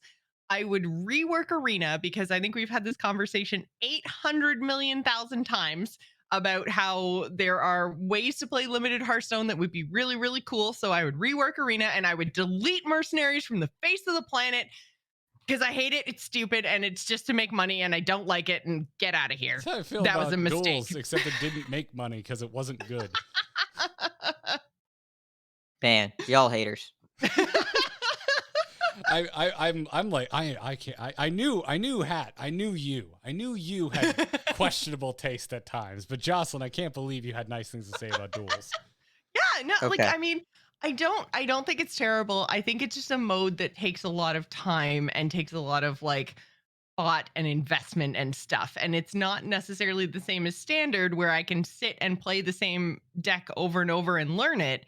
It's going to be different every time just by the nature of the mode. So you have to put a lot into it. But like I said, I have the collection. So duels is a mode that I think I could really get into and would be really cool and a good use of cards I don't play. Like it's very much in the realm of wild for me where I'm like, I have this collection. I've never dusted any of my old cards. Like there's got to be a way I can use these. So yeah, Also- that's kind of my headspace for duels is I Yeah. think it's good. I just don't have the time to learn it. The mode that needs to be fixed the most, make me want to do Tavern Brawls again. Well, I don't yeah. want to. Yeah. That's Make- not make even me on wanna this do list that. of 3. I think there's a reason that isn't even on this list because it's like legitimately just not a thing anymore. It is just They stuck it in a menu, and I forget it exists for weeks at Yeah. a time. Make me want to go get it. It's Woo fine. me. Can Woo I me. literally? I mean this with every fiber of my being that they are doing me a favor by leaving Brawl as a thing I have no interest in doing. They're doing you a favor by giving you enough resources in the rewards track that you don't feel need to grind out a stupid classic pack. Yeah. I mean, I didn't grind one out before the rewards track, so.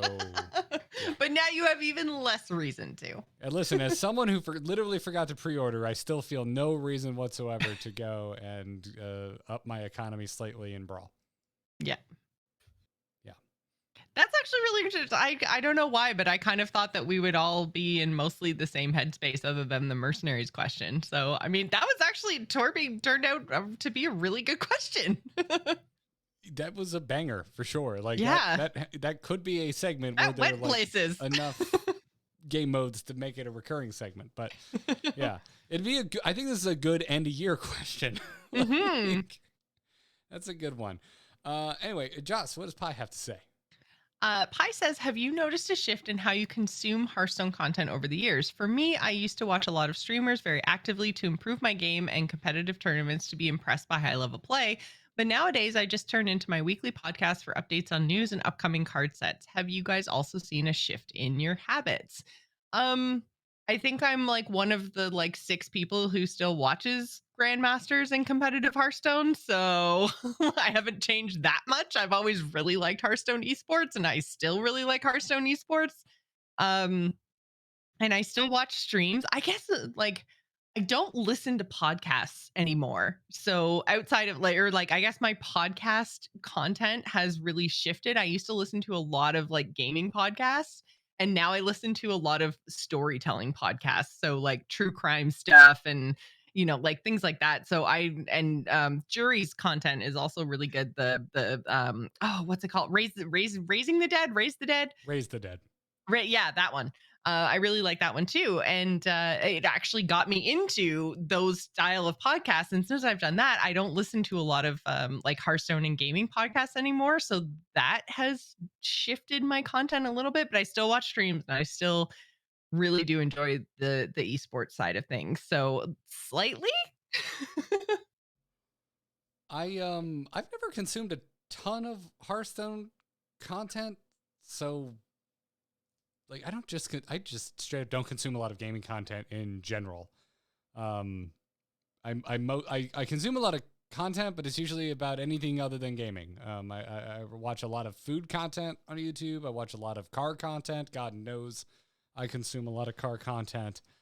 So no, I would say things are kind of the same. I barely watch Hearthstone content. I was never super into Hearthstone esports. Maybe the first 3 seasons I watched a good chunk of, and I have definitely fallen off. But I would never say I was that into it in the first place. So, yeah, I don't know. I think it's about to change. I think I'm about to watch a lot more Battlegrounds.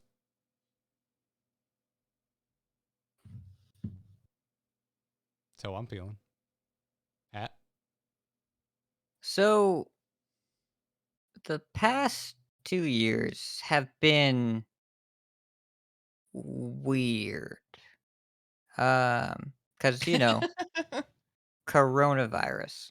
I went from balancing a fairly normal job and having a decent balance with time investment with one podcast to being furloughed, joining 2 more podcasts, and dramatically growing my personal brand. And it's important to, I think, reflect on that it's been a uh explosive growth, and explosive in every term because it's been also, kind of destructive growth of the things that have been left behind. It's been transformative in terms of the past couple of years, and there have been a lot of ups and downs to that.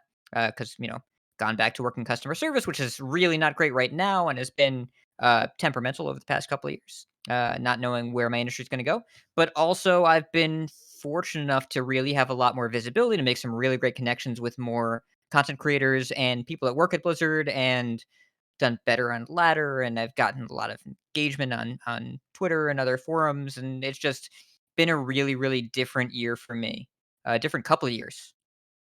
And so I can't engage with anything the same way anymore because my perspective on life is kind of different, and my perspective on Hearthstone in general is kind of different. And it feels weird, but I have to make peace with the fact that, like, what I say matters to people and gets quoted back to other people, and that's a really strange thing. But yeah, Joss, I'm like you. I don't really listen to podcasts anymore for different reasons. I don't listen to any podcasts anymore because I went from driving to taking public transit, and I don't have the attention span to absorb podcasts in public transit because then I start scrolling my phone and then the podcast just goes away. It's on, but I it's not can't listen there. and read Yeah. either. Yeah. So I don't do podcasts anymore. Hearthstone content, I make so much of it and marinate in the meta so much that I just don't watch as much of it anymore. And I think a lot of people's brains have been rewired by the moving to working from home, as well as just the sheer volume of it out there. And I feel about as disconnected from BGs as I've ever felt. And I can tell there's this huge thriving ecosystem, and the way people play the game now is crazy. The good people in BGs, the way they play is unrecognizable to me. I have no idea what they're doing when they play, and then they win a bunch. So, like, I think it's cool. I have no clue what's going on. So, like, I can tell it's doing well. I don't have the headspace for it, and I don't really engage with it much. But the BGs players that I know are really great. It's Hearthstone has expanded so much in the past year and a half to 2 years. It's kind of hard to keep up with. And so I spend a lot of energy doing what I do, but the amount of input that I do in terms of long form content has really gone down just because I don't have the time or space for it anymore. And I'm so busy making a lot of my own content. I can tell there's a lot of good stuff out there, but also the state of the discourse has changed so much over the past year as well. A lot of the old guard at the game are getting really burnt out, and you can kind of tell. And a lot of people have moved on, and a lot of people, not to say should move on, but would probably benefit from a realignment with their relationship with the game, just because you can tell they have to keep playing it, but they don't necessarily want to. There's more to ever do in Hearthstone than before, but also the discussion around Hearthstone has never been more polarized, especially in the Stormwind expansion. It was tough to talk about the game. Mhm. People just were really either they didn't know how to share their positivity or they were very good at sharing their negativity or somewhere in between, and it was a lot. So, I've pulled back my engagement with a lot of content, though I still engage with people, and I'm big in Hearthstone Twitter and Discord and whatever, but longer form stuff I find harder to keep up with. That's fair. That I would always was be yeah. surprised. I'm always surprised when I meet content creators that consume content about the subject they create to content on.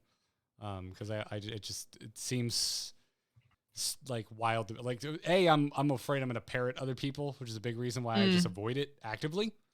But it's also like when I'm consuming it for the purposes of learning more so that I'm informed when I get to a talk about it. Me being informed. It, like, it's the last thing I want to do with my free time is consume information about it, I guess. So that's everything you said made a lot of sense, Hat. That's all I want to say. Made a whole lot of sense to me and seems healthy and natural. Next It's question. Mr. yes, next Bungalow has a question. question. Mr. Bungalow, what was your first legendary craft?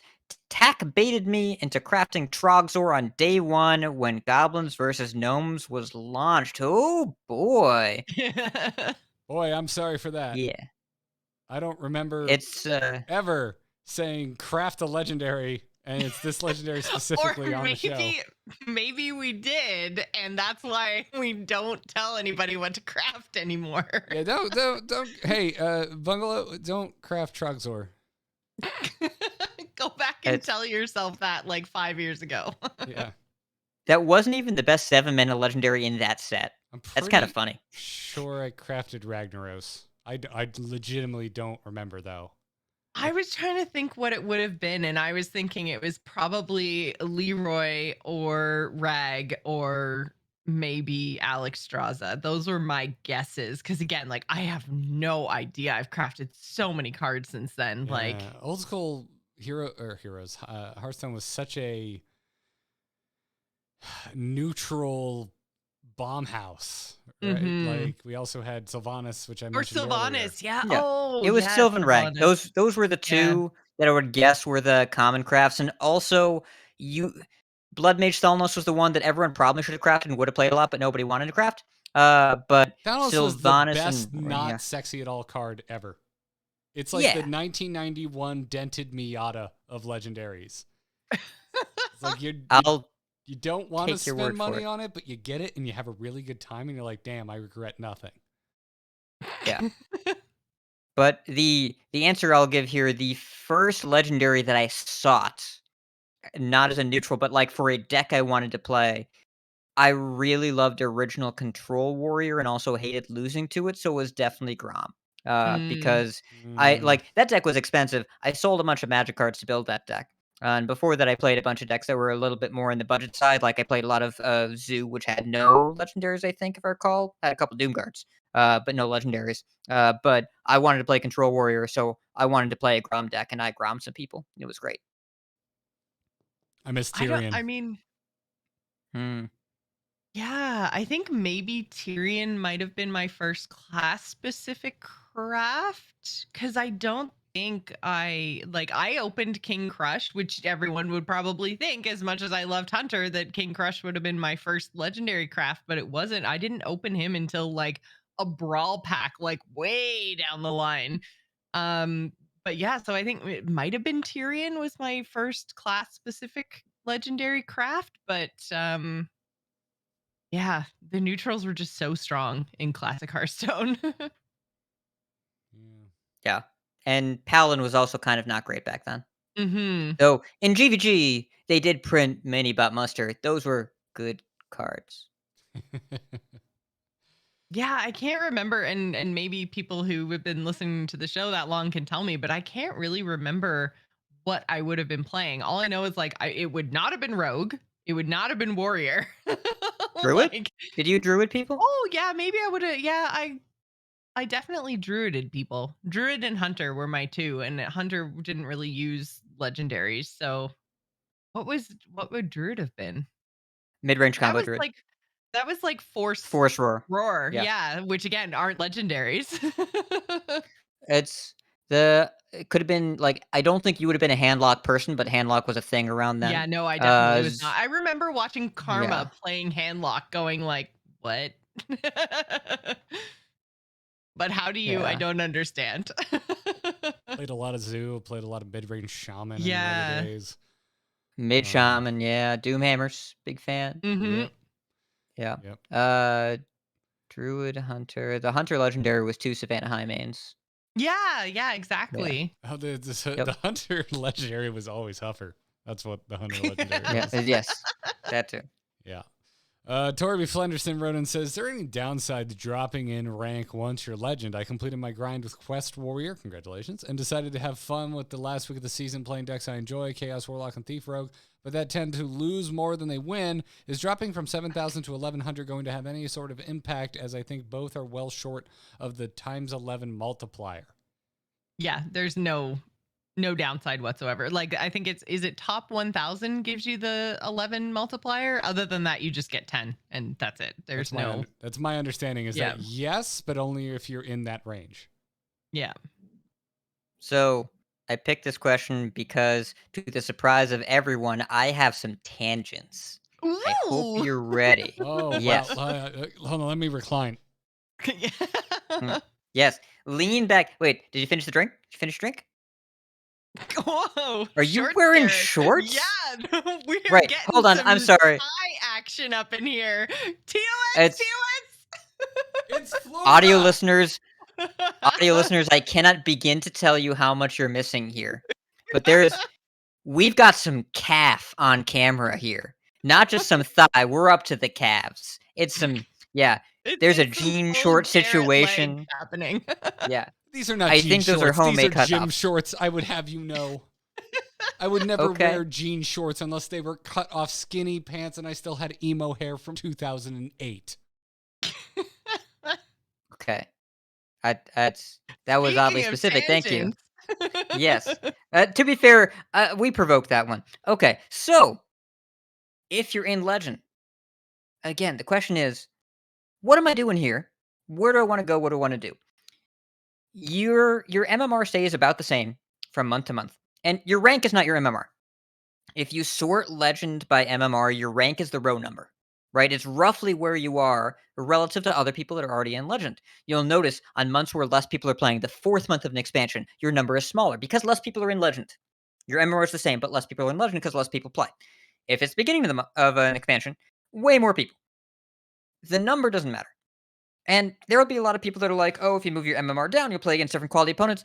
Assume that's not the case because it's irrelevant. If you're being paired by MMR, you're going to play against roughly equal skilled players. The system is designed to take any end of season goofing around into account. You're not going to tank your way down. Assume that your opponents are going to be Yeah, relevant and the number itself doesn't matter. They did very specifically come out and say when and this is part of the reason why I wish they would just show us our MMR. But anyways, they did come out and say at the beginning of it that basically you can't tank your MMR. Like you can't just sit there and concede a bunch of games and then get easier opponents. Like it takes a very, very long time to drop. You have to deserve a lower rank to get a lower rank. So, and I don't want to see MMR because every time they come close to showing us anything about how the internals of Hearthstone works, people ask stupid questions for years and nobody knows what's going on. So, I'd rather that they just keep my number. it's I just want it to would know. be an it would be a number that would be so hard to explain, understand, or process that I doubt it would be useful. But anyways, so 11x is roughly it's high legend. The point of 11x, at 10x, your multiplier runs out at Diamond 5, and the players you play against from Diamond 5 to Legend, you're paired by multiplier, you're paired by your rank. Roughly people in the same rank as you. You're not paired by MMR at all. Anyone else that's at Diamond 5 with no multiplier, you can play against. So if you grinded your way up there from X7, then you would play against someone that just got plopped there at X10 because you're all in the same pool. The goal is to be able to work your way up there and play against opponents that are also in that pool. If you're X11, you still have a 2-star bonus at Diamond 5 because the system says you are a skill mismatch for players that are normally being paired by rank at Diamond 5. If we put you there, you would speed bump people. It would be unpleasant for both of you. It wouldn't be a fair game. We don't want you to be a skill mismatch for players that are trying to grind a legend for the first time or that get there on the 30th every month, whatever. So we're going to take you out of the pool because for those players, the climb is legend. Getting to legend is like clipping your fingernails. It's a casual thing that just happens naturally by playing. It's not the challenge they're looking for. It's just to play against players with that skill and then move up in legend. So the way to get 11x is not to get to top 1000 and camp. The way to consistently get 11x, and I'm speaking as a person that's had it every single month since it was introduced, the way to get there is to belong there. And the way to belong there is to play Flex. more, not play less. You brought me on the show for this. Come on, I got hired for this. That was my qualification. It was on the resume. I brought you on so I could yell nerd. Yeah. That seems even worse from a reclined position. Yeah, I tried to see Yes. if the mic arm would make it to where I could stay in a reclined position and still podcast. And the answer is yes. And damn it, this is nice. That looks really comfortable. You look very chill. Wines Earl in repose. It's very nice. Draw me So- like one of your French players. Like Gabby, never he's mind. underage. No, we don't make that joke. So, anyways, the way to get 11x is not to get to top 1000 in camp. It's to belong there, which means play enough when you're in that range to know what that quality of opponent is like, and then get enough experience that you know what they're going to do, and then you know what you're going to do, and you keep hovering in that rank or climbing in that rank because that's where you belong. However, if you're not looking to move up the ladder, and you can do this over multiple months, if you're at 7,000, then you get to 6,000 next month, then 5,000 next month, then 4,000. You can climb your way up there. You can slowly improve. That's cool. But if you don't care about any of this, just play what you want in Legend. Who cares? It does not matter even a little bit. There will be no impact to future months. Play your deck of chaos. Go nuts. Have a good time. It's just a question of what your goals are going to be. If you're pursuing improvement, again, like we said earlier, it's not about the ranked goals, it's about your behaviors and your skills, and you learn those by playing more against players of equal or greater skill. And you do that by queuing games if you're in Legend when you get there.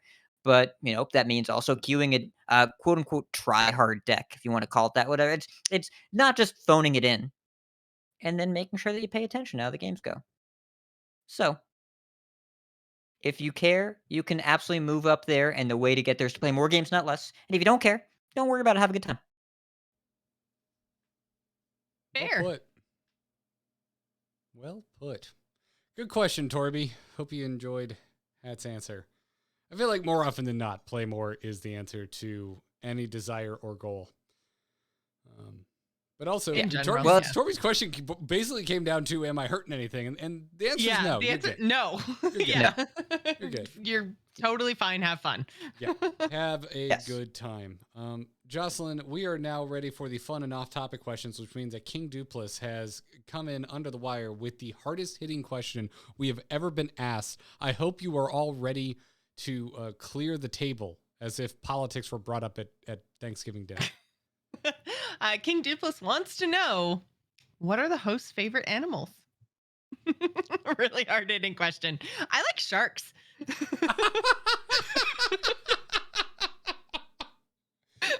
The way God, you are just a walking soundbite. Like, I've worked with you since 2013, and this never stops being amusing. Sharks are cool. Sharks Right? are freaking cool. Joce, Yeah. Joce, have you ever scuba dived? I have not. No. I live in Canada. It's You can go other places sometimes. Well, you could back in the day. Back in the day. See, as Garrett can attest, when I go anywhere that's any warmer than Canada, I turn into a lobster and my life sucks. I do. Yeah. So it's much better when I stay up here and don't like get super heat stroke sunburned. We went up Also- to Universal and Yeah. hung out with Joce the day after our wedding, because we were flying out of Orlando the next day to go to BlizzCon and then continue our honeymoon. And Joce almost got a heat stroke, like Yeah, full on. Like it was bad. it was rough. Yeah. And it was, by the way, November in Florida. Yeah, Like- yeah. This wasn't even summer. This was November. Yeah, Oh, it's- November yeah. 1st. That wasn't even Yeah. peak humidity. Yeah, Yeah. yeah, Katie and I got married Yeah. on Halloween. Yeah, I Also, Canadian air travel is weirdly expensive. Mm-hmm. Yep. I went on. I never talk about this in a podcast setting. But I was talking to some people who are new friends and recently went on a rant about how much I used to scuba dive. I used to scuba dive a ton. I got certified at whatever the youngest age is you're allowed to in the States, which I think was 13, 14. I don't know.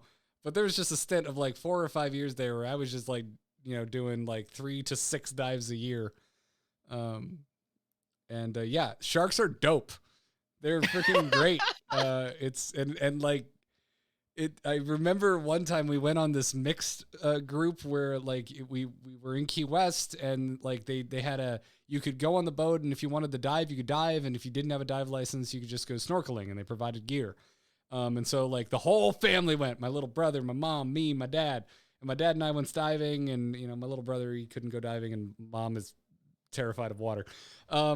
So we're out there. And so it's a mixed group. That's very important to the story is like, it's just like whole families and their children out on this snorkel dive boat trip. And dad and I find a shark.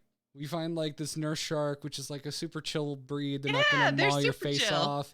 It's just like laying on the bottom, just not doing anything.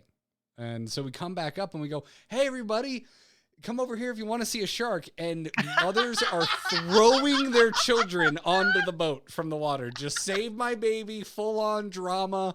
And my dad and I are bobbing there going, oh shit, we should have saw this coming. Should have said what shark? Yeah.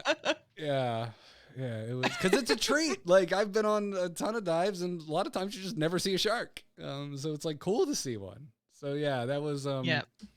One of my and though I don't know how to scuba dive and going hot places scares me, like one of my bucket list things Be is, more like, Canadian. yeah, is like going to South Africa down in a shark cage to see great whites.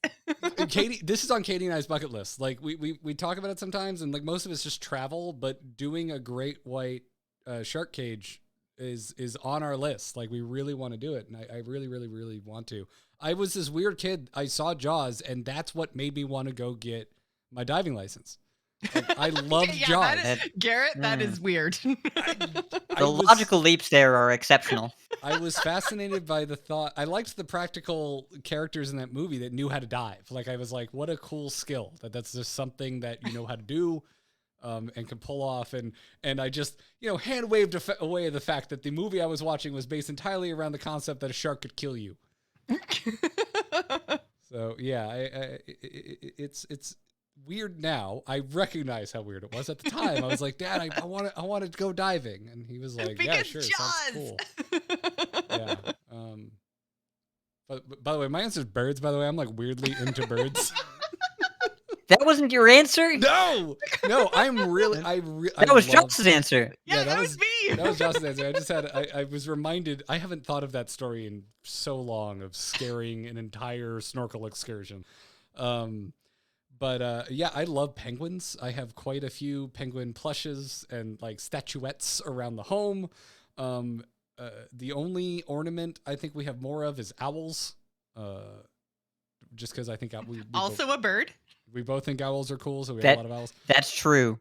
I really like freaking penguins. I love. I'm here for the facts. I love living in Florida for the birds. Ibises are really, really common here, and I love ibises. Wild parrots are pretty common here. Those are fun. I had cockatiels growing up. I don't keep birds anymore because I feel sad seeing them in cages, but I love birds. What about you, Hat? So I'm allergic to animal fur because if I wasn't, I would have a cat or 2 cats because I kind of am a cat. Like, that's kinda just how I live my life. I like frequent naps. Sometimes I lay around in the sun. When I like people, I show them my butt like this, that's just how I live my life. Um, but I love cats, and I love how they just don't care about people and are also adorable. And anytime anyone posts a picture of cat on social media, on Twitter or Discord or whatever, I just reply and I just say "cat." It's just what I do. Hey, Hat, However have you seen my what? new Twitter banner that I just updated today? I'm gonna look as soon as that I'm done talking. Um, I assume it is cat adjacent. Cat Yeah. or cat Uh, adjacent. yeah. However, for non-pet animals, okay, so I'm not gonna do anything Well, yeah, waterborne I because you assume both. because obviously I love my pets, but I assumed it was Yeah. So non-pet I don't have related. any pets because I can't have cats or dogs, unfortunately, even though I like both. And I'm not gonna do anything waterborne. I'm gonna give an answer. I know this sounds like me. I don't like swimming very much. It's too wet. Swimming is wet. Yes. At at more moist than I like to be. So capybaras, they just don't care about Ugh. anything. Super chill. They flop the ears. They do the little ear thing. They're friends with all the other animals because the other animals just sit on them and the cappy's like, it's fine. And like, I just dig it. These They're are just the chill. giant rodents that live in like the Amazon. They're like, Aren't they yeah, Australian? I have no idea. I don't know. It sounds plausible. South They're America, according yeah, to Huh. Google. they which is like Australia, but not. I did a science report in 7th grade about South America. So yeah. Yeah. So they're just like really big, super chill squirrels. So like, or guinea pigs or whatever. Like, Yeah, they're cool, man. guinea pig adjacent. Yep. Yeah, exactly. By the way, I So do realize the irony in the fact that I made it through a rant about my love for birds on a show called The Angry Chicken, and I didn't mention chickens. yeah, That's okay. and They also don't feel too slighted. you spent more time talking about sharks than about birds. Because sharks are super cool. I'm not judging sharks. That's not what this is about. I don't know. You said water is gross, so all I heard No, was no, Joce's I pick is said stupid. I said that it was more moist than I liked, and I think you'd be hard pressed to argue. It is one of the most moistest things. It's it's very damp. Last show of the year, motherfuckers! I'm like this all year round when it comes to water. I'm gonna have to put a content warning at the top of the show. I have said fuck at least 2 times. Yeah, There's another one. yeah, and also the whole like repeated desire to be choked by a billionaire. Okay, Anyways, I so said it once. Everyone else has repeated it. So all I'm gonna say is, listen, if that's your kink, you're not allowed. I'm not again. No judgment. I'm not judging sharks. I'm not judging whatever that whole deal Whatever is that called, was. asphyxiation. Wait, Yeah, I didn't realize this was a combo of favorite animal kink. I thought it was just favorite animal. So the next question here from Sketch Song KVH. What food and or drink for you is your holiday staple or something that hits that nostalgia feeling when you eat or smell it? So besides Thanksgiving stuff, and I do love good, like I don't know if Hanukkah is a food, but I love Jew food in general. But I'm married into a Dominican family, and let me Ooh. tell you, Dominicans know how to do Christmas, which is on Christmas Eve actually.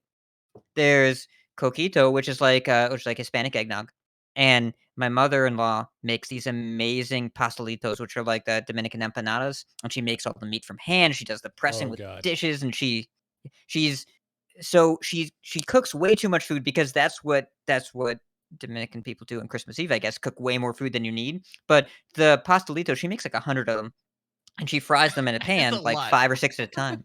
And so there's a plate where she puts the fresh one next to the kitchen, like next to the pan in the kitchen, and people come in to help her. The plate never overflows. For some reason, it always stays at exactly 6, and then for some reason, whenever there's an extra one, it just kinda goes away. So that has become the new thing that I enjoy around the Christmas time. What about you, Jocelyn?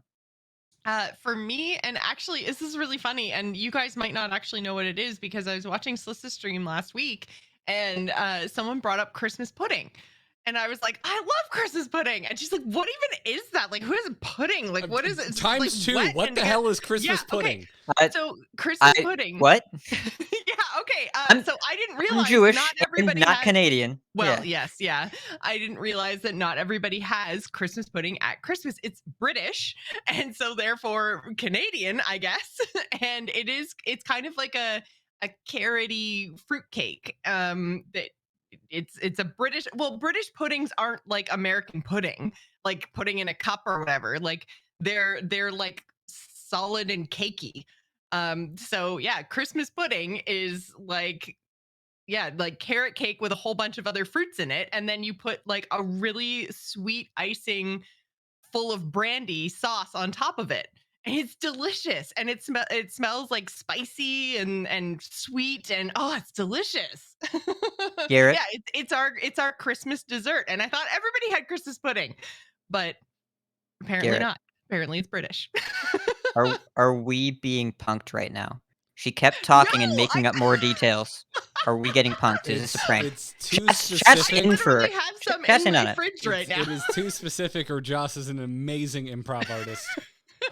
Which you know I am not. You saw me at CreateCon on Night Attack. I'm awful.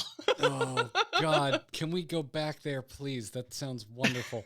But yeah, you boil it instead of like baking it. So you put it in like cheesecloth But and then there's you boil it. Fruit? So yeah. Involved? Yeah, you really lost You just me kept there. adding more details. It's a fruitcake, but with carrots, and you Christmas Carol. boil it, and then you put frosting on it with brandy. Yeah, It's with not like brandy. frosting. It's like a sauce. It like a pudding But it is. that you It's put a, into it's pudding. a brandy sauce, and that's why I used to love it as a kid because it was like, oh, I get to have brandy. Oh, this is so. Oh, this is. But yeah, it's Jocelyn it's so Carney, good. a lush since 7 years old. Yeah, exactly. But I mean, it's a holiday staple I'll that give gives you me this. nostalgia. I don't like really most desserts that involve fruit. If you're like, are you ready for dessert, and you bring out something with apples in it, I'm like, why did you ask me if I wanted dessert? Okay, it's not but like I will apples. It's like those concede. candy fruits. Candy Yeah, fruit. you're not helping your case here. I'm not. Okay. interested. Apples are delicious. Hold on, I'm Team Joss for this one. The- Even though she made up that dessert, like I'm Team Joss here for apple desserts. Oh my god. Okay, I'm gonna Google it. I'm here for the brandy yeah. sauce though. Like brandy sauce. Because everything sounds on Google is wonderful. true. Like Yeah, give me yeah, brandy sure. sauce, please. Yeah. I'm into that. I talked about it at the top of the show, very top of the show, when we were talking about farting. I love eggnog. I am that one person in my family that likes it. Like everyone in my family, except for my dear cousin Jake, who is not listening, so I don't know why I said it by name. He's the only other person who gets me, who likes eggnog. Katie doesn't even like eggnog, and if I don't know if anyone notices, we're kind of cocktail snobs. We're really into cocktails, and we make a lot of cocktail crap. And I've even last year was the first time I made my own eggnog from scratch, and I still can't convert Katie. So yeah, for me, it ain't Christmas till I've had a cup of eggnog. Okay, so I just want to say, so I looked up Christmas pudding, and this is literally the first result. I put a recipe in chat room. There's a big picture right at the top, and it says, no British Christmas is complete without a Christmas pudding. Unlike American puddings, a Christmas pudding is a dark, sticky, dense sponge, more like a fruitcake, made of mixed dried fruit, candied fruit peel, apple, and citrus zest. We don't put apple in ours. We use raisins. Doesn't matter. Brandy and spices. It somehow got worse in that one sentence. Brandy and spices provide a deep, complex flavor and signature dark color. It's delicious. Well, Joss, if I ever get given Christmas pudding, I know who to regift it to.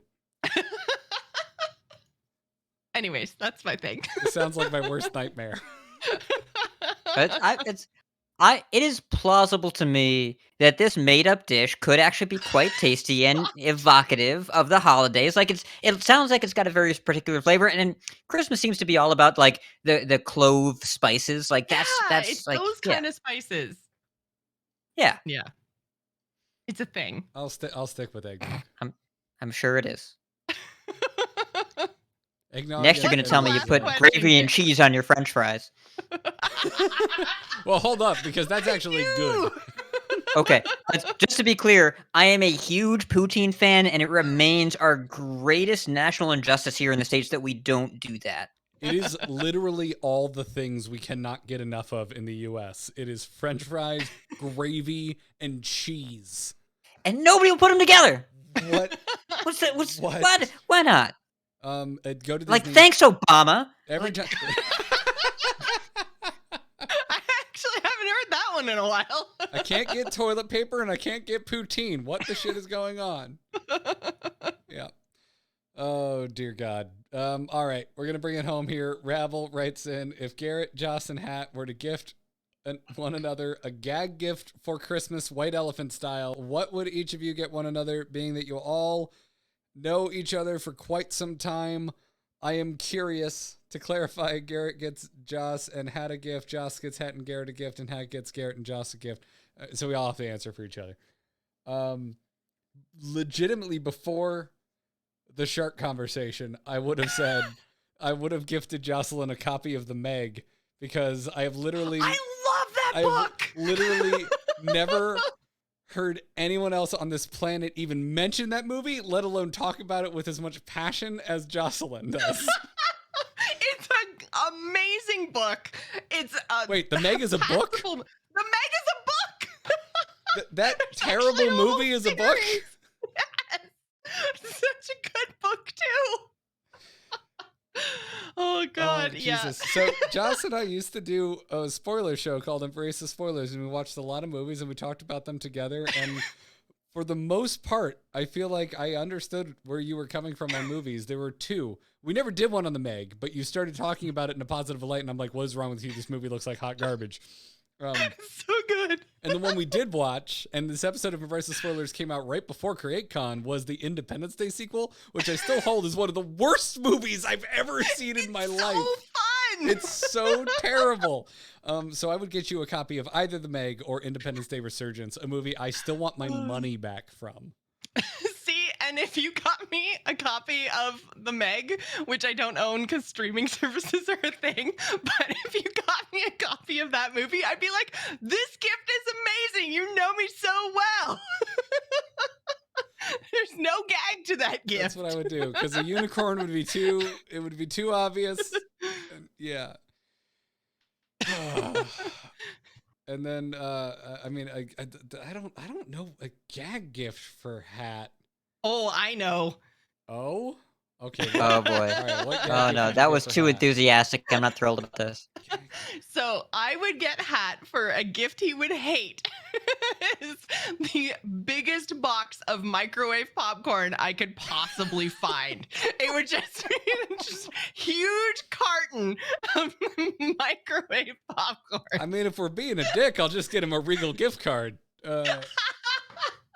Okay, hold on a second. Going to a competitor, not on my dime, and being a normal customer, I'm cool with that. I'm all right. But It's then okay. that works, because that's like the best, because you'll laugh at it and you'll enjoy it.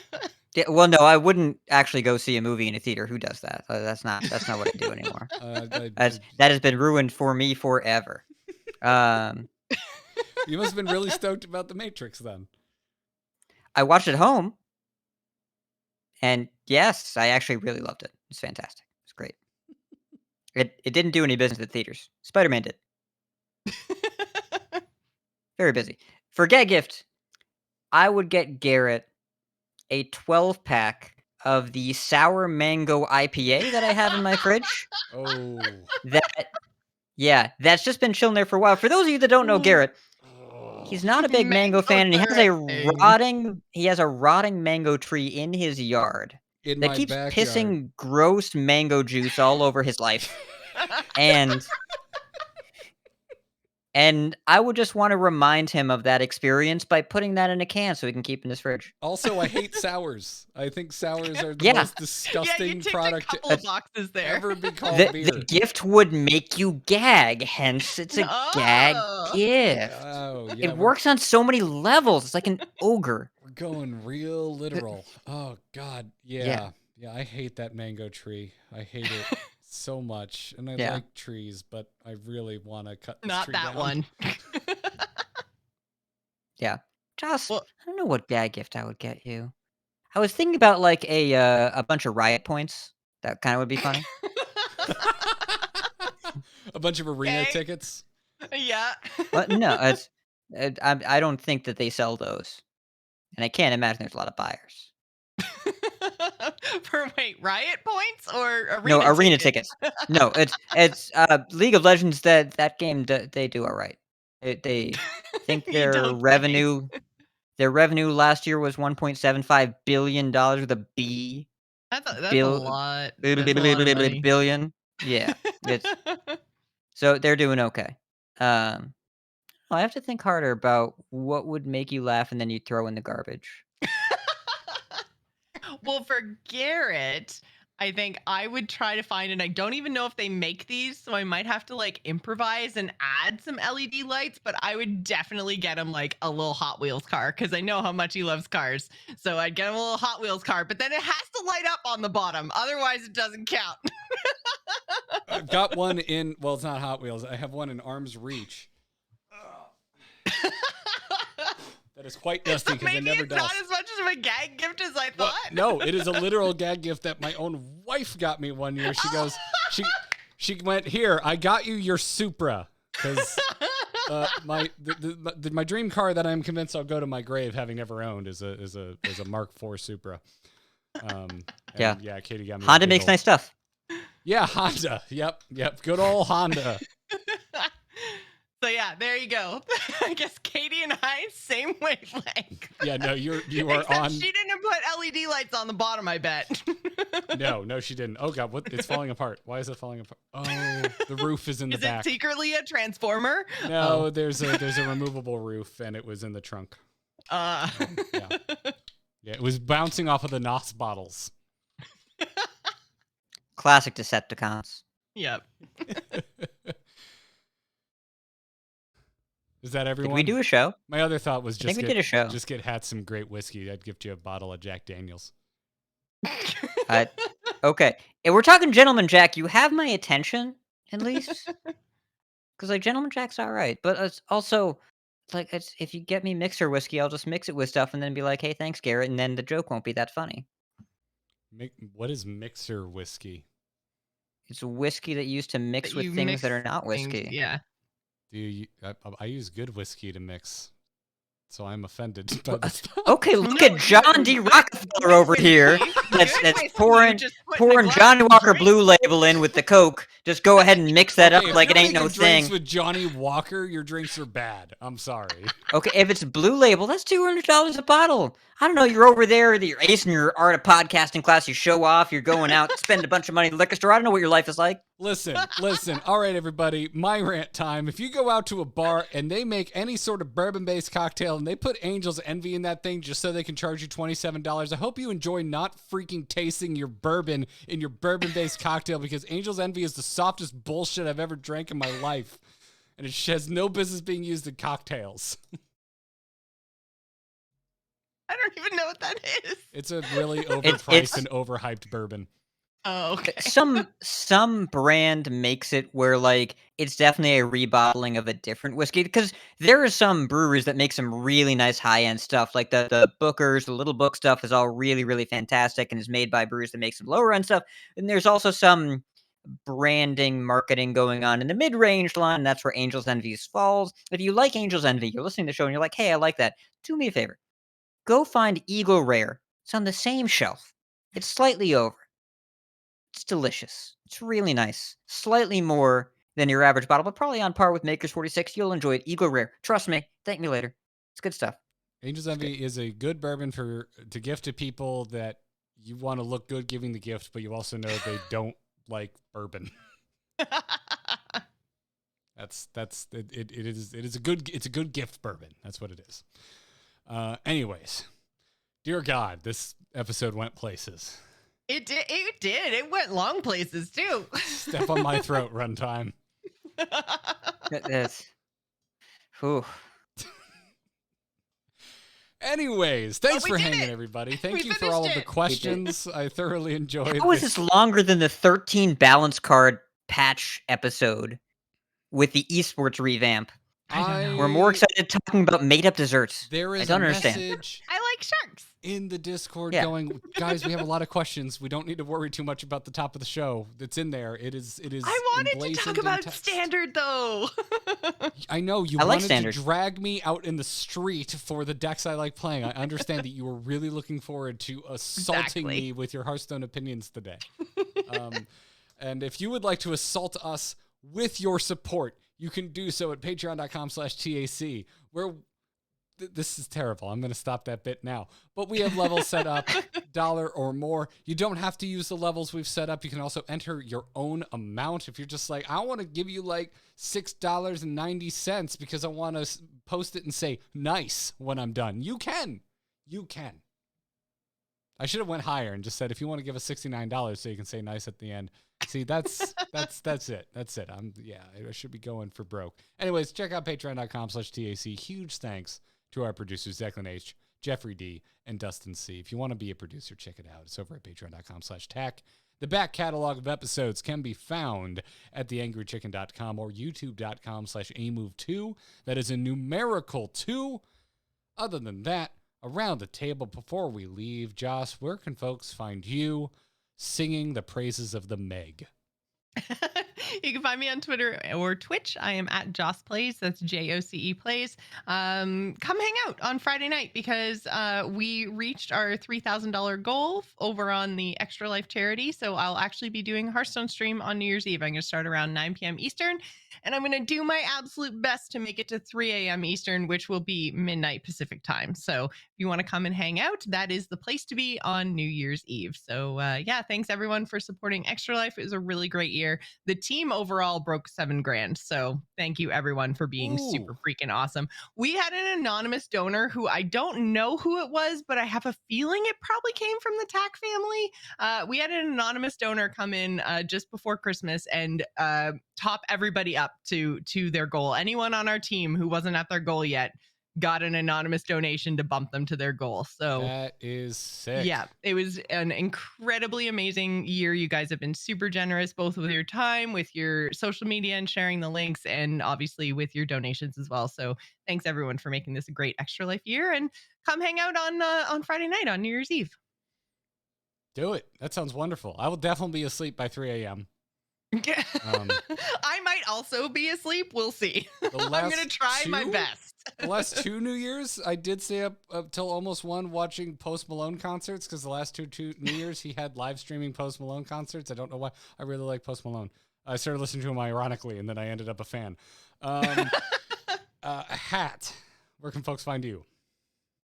You can find me at twitter.com/RidiculousHat. That's the hub of my content. I also do 2 other Hearthstone podcasts. Coin Concede over at CoinConcede.com. We make the competitive side of the game more accessible to you. And you can find me also over at Vicious Syndicate, where we take a data-driven look at the standard metagame, ViciousMetaGame.com. How about you, Garrett? I'm Garrett Art on Twitter. As I have been promoting at the end of the year here, I will continue promoting youtube.com/AMoveTV, where you can see my journey, my chronicles of playing through Final Fantasy XIV for the first time. I've been converted. My good friend Kyle would not shut up or let up, is what I meant to say. They're both true. He convinced me to give it another shot. I ended up really liking it. And a lot of people on YouTube ended up liking me talking about it.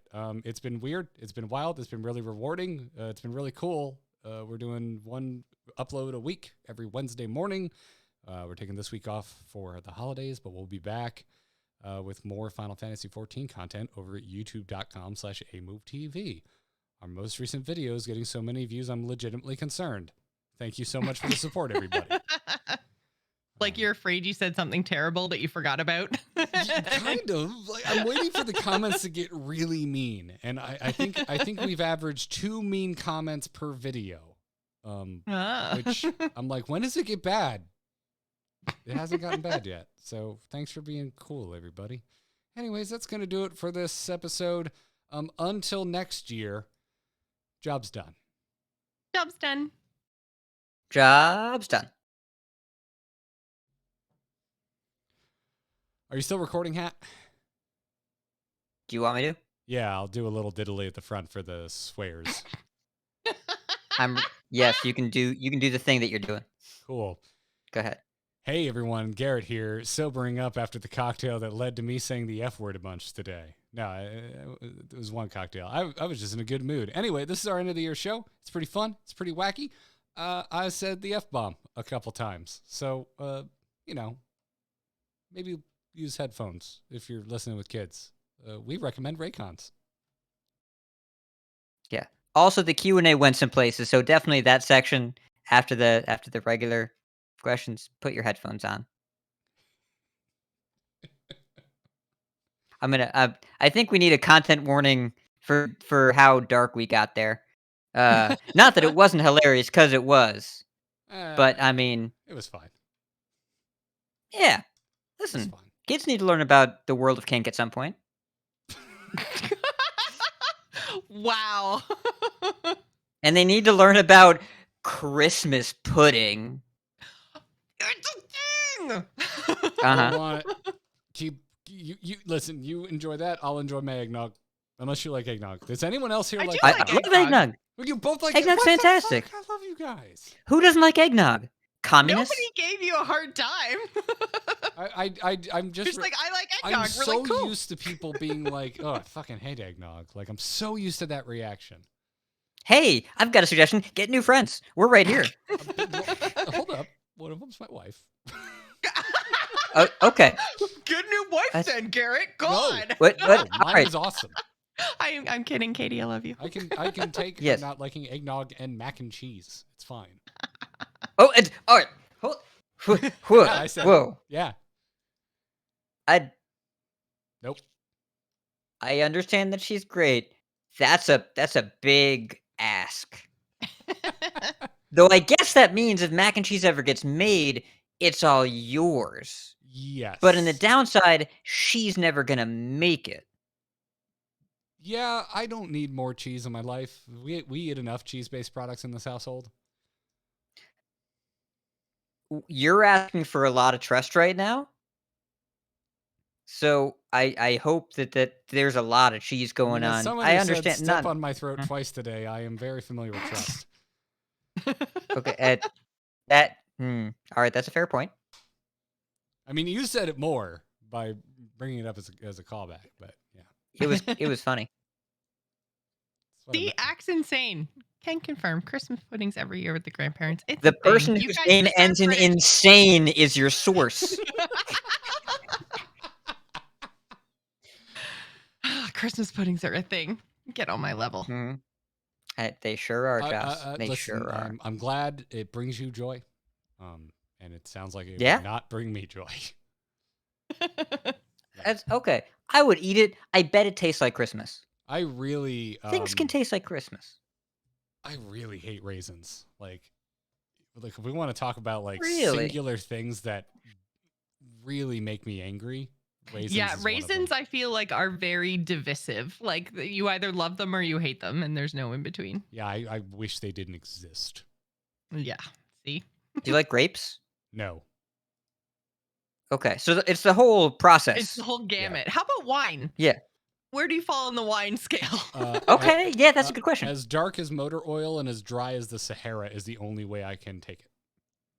Okay, so take it. So Okay. it's not even it No, would I be do, like I do. your I, last ditch. Like in the if last- there's no other liquor available. Since Yes, you'll COVID, have I've some wine. actually I've started drinking a good amount of wine. But it's mostly Cabernet and that's kind of it.